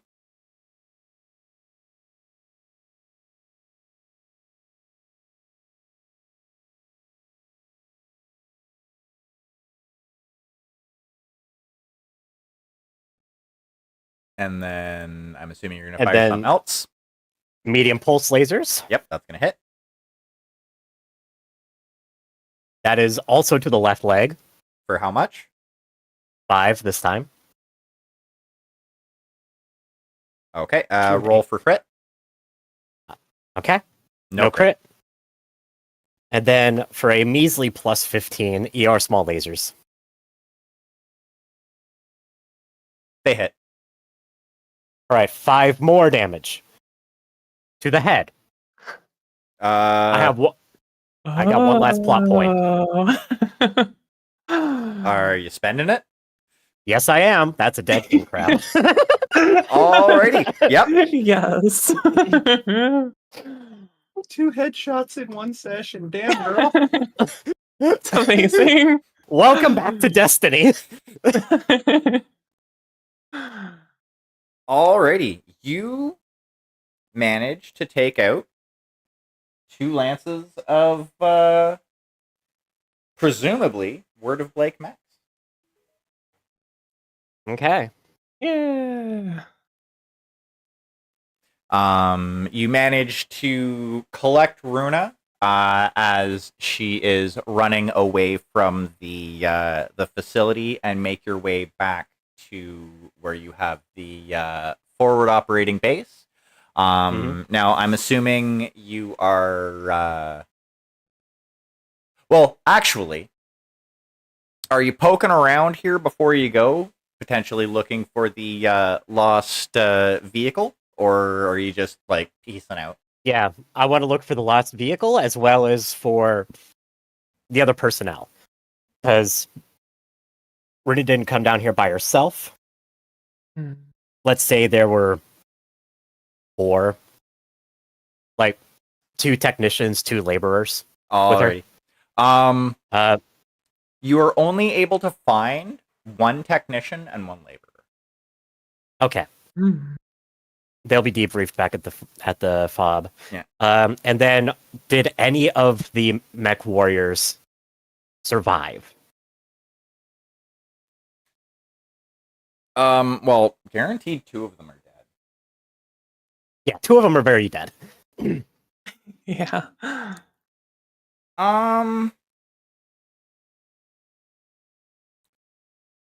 Ooh, okay. So evens they punched, odds they weren't able to. So for the Sure. first one was not able to. Second one Valkyrie, Prax. also was not able to. I think that was both Valkyries, or was that the Phoenix Hawk that was next? I'll say both Valkyries. Failed. Yeah. Okay. Phoenix Hawk was able to punch. Okay. Wolverine was able to punch. Okay. And I'll just roll 2d6 because it shows me separate anyway. And both of the 2 from the last lance that didn't get headshot also punched. Okay. However, Uh-huh. by the time by the time your forces, because I'm assuming you're not doing that, like running around personally looking for each of the pods. By the time your forces get to where the essentially the cockpits landed, unfortunately there are no signs of anybody there. Well, there's signs of footprints, multiple sets of footprints leaving the scene. Damn. And then I would probably also have a team dispatched to investigate the complex itself. Yeah. As I mentioned earlier, it looks like it's a storage facility for one of the for some sort of volatile chemical. Any sort of paperwork that's found it's one of the compounds used in essentially missile propellant. Okay. I can probably make some properties up for it on the fly if you really want me to, but I don't think we need to get that granular. Not at the moment, nah. But yeah, then I'm assuming after that you're going back to the forward operating base. Correct. Alrighty. You all make your way back to the fob, and there seems to be no casualties other than the one tech and one labor. As far as supplies, it seems that pretty much everything is there in the vehicle. It seems like they didn't get a chance to start sorting and picking through it yet. Luckily. Okay. And I think, unless anybody else has something they would like to go over, that would probably be a good spot to call it for this week. Fine with me. All right. Not that I can think of. Would this be the end of this arc, or are we still expecting to do stuff here on Blue Hole? On Blue Hole, not unless there's anything that you all want to do in this system. Like basically this arc is technically the travel from Roadside to Arc Royale. But yeah, in this little section of it, there's nothing else that I have planned, unless like you wanted to use Blue Hole as your trap for mysterious salvage entity, or something like that. Like that is entirely up to you all, and we can figure that out between sessions. I'll leave it up to Cletus, actually. Yeah, we could use this planet to set the trap. Do you wanna? I'm okay with that. Okay. Then Okay. let's say that then let's say there was a beacon placed Oh yeah, on that same battlefield. for sure. I was already thinking that anyway. You know, it makes sense. Anyway, it's not like it necessarily our territory. Organized crime hub. You know what I mean? Yeah, sure. If anything, it'll run interference for them, and the guys we were also just fighting. Yeah, I'm cool with that. Alrighty. So then, yeah, next session we could just wrap that up. Yeah. Yeah. After I get my mech repaired, this thing's like falling apart. I was literally one it'll shot be ready. away from It'll be ready I by was the time one that comes shot. around, don't worry. one shot from fully losing my left arm. AC-20s is scary. They're scary. Mm. Yeah, there's a reason I suggested trying to keep distance as much as possible. Right. Well, The inexorable advance of the king crab is nothing to be laughed at. yeah. Well, that At least there's a reason. There's a reason Kirka says stuff. And Cletus was just like, "Come at me, Scrub Lord. I'm ripped." yeah, pretty much. I'm gonna say 4 XP on the night. Because while we did have a few different scenes, it wasn't necessarily for like really all that dangerous of an encounter. Yeah. I mean, Cletus might disagree. Yeah, I got pretty racked up. I think Cletus is the only one that really got wrecked up at all. Yeah, and it's really Yeah. just my arms that took structural damage. So I mean, Kirka got her torso dinged up, and then the most fatal small laser shot to the right arm. oh yes. Uh-huh. Yeah, like the Marauder got scratched a little. I'm joking more about the fact that he could have died in prison and then he could have died by crab. True. And we'll also be at full force next week, so hooray. Yeah. Woo! Oh yeah. Sweet. Ah. Okay. Yeah. I have 10 XP to spend. Whatever shall I do? Probably get better at shooting my mech guns. That might Mayhaps. be a good idea. Tonight was vicious. That was terrible. Yeah, I mean, I saw a bunch of +9s go by, so the dice Yeah. aided you more than your bonuses did. Yeah, no, Yeah. it was definitely your dice. +9 Yeah. is solid. Like, wait, no. +9 in the system is really good. Yeah. Don't use Kirka as a standard of measurement because her bonuses are fucking absurd at this point. Right. Yeah. Hell yeah. Like she's skill-wise, she's basically a prodigy at this point, which fits. And then she's got a bunch of supportive equipment that push it even higher.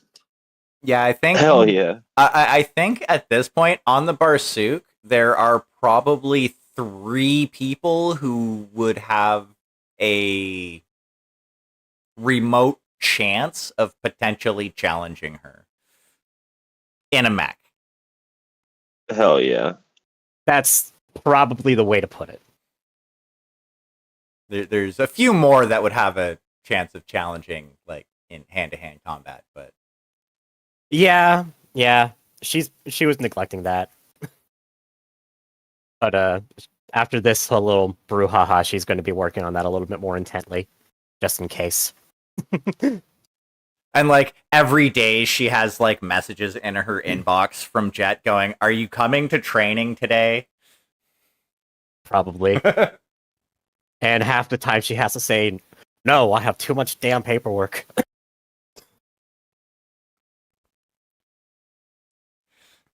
I'm picturing it as, "No, I have too much damn paperwork, and refer to me by rank, damn it." Yeah. P.S. Please, in official communications, please refer to me by my proper rank, Mechwarrior Jet, in italics, just to drive the point home. You see a message, "Sure thing, Star Captain," and also in italics in their signature, "Point Commander Jet." Oh my god, that reminds me of the Alpha Strike character card that someone had redeemed in the Kickstarter. That's basically Darkwing Duck. Nice. Yeah. It's one of the Vape Regal character cards. Mechwarrior Drake of Clan Jade Falcon, who insists on being referred to as Point Commander and wears a purple cape. Amazing.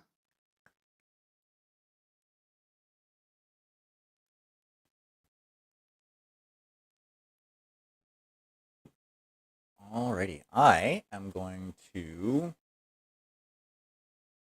close the room Oh, because I have the power to do that. Mwahaha. Okay, and then I'm gonna change to that scene.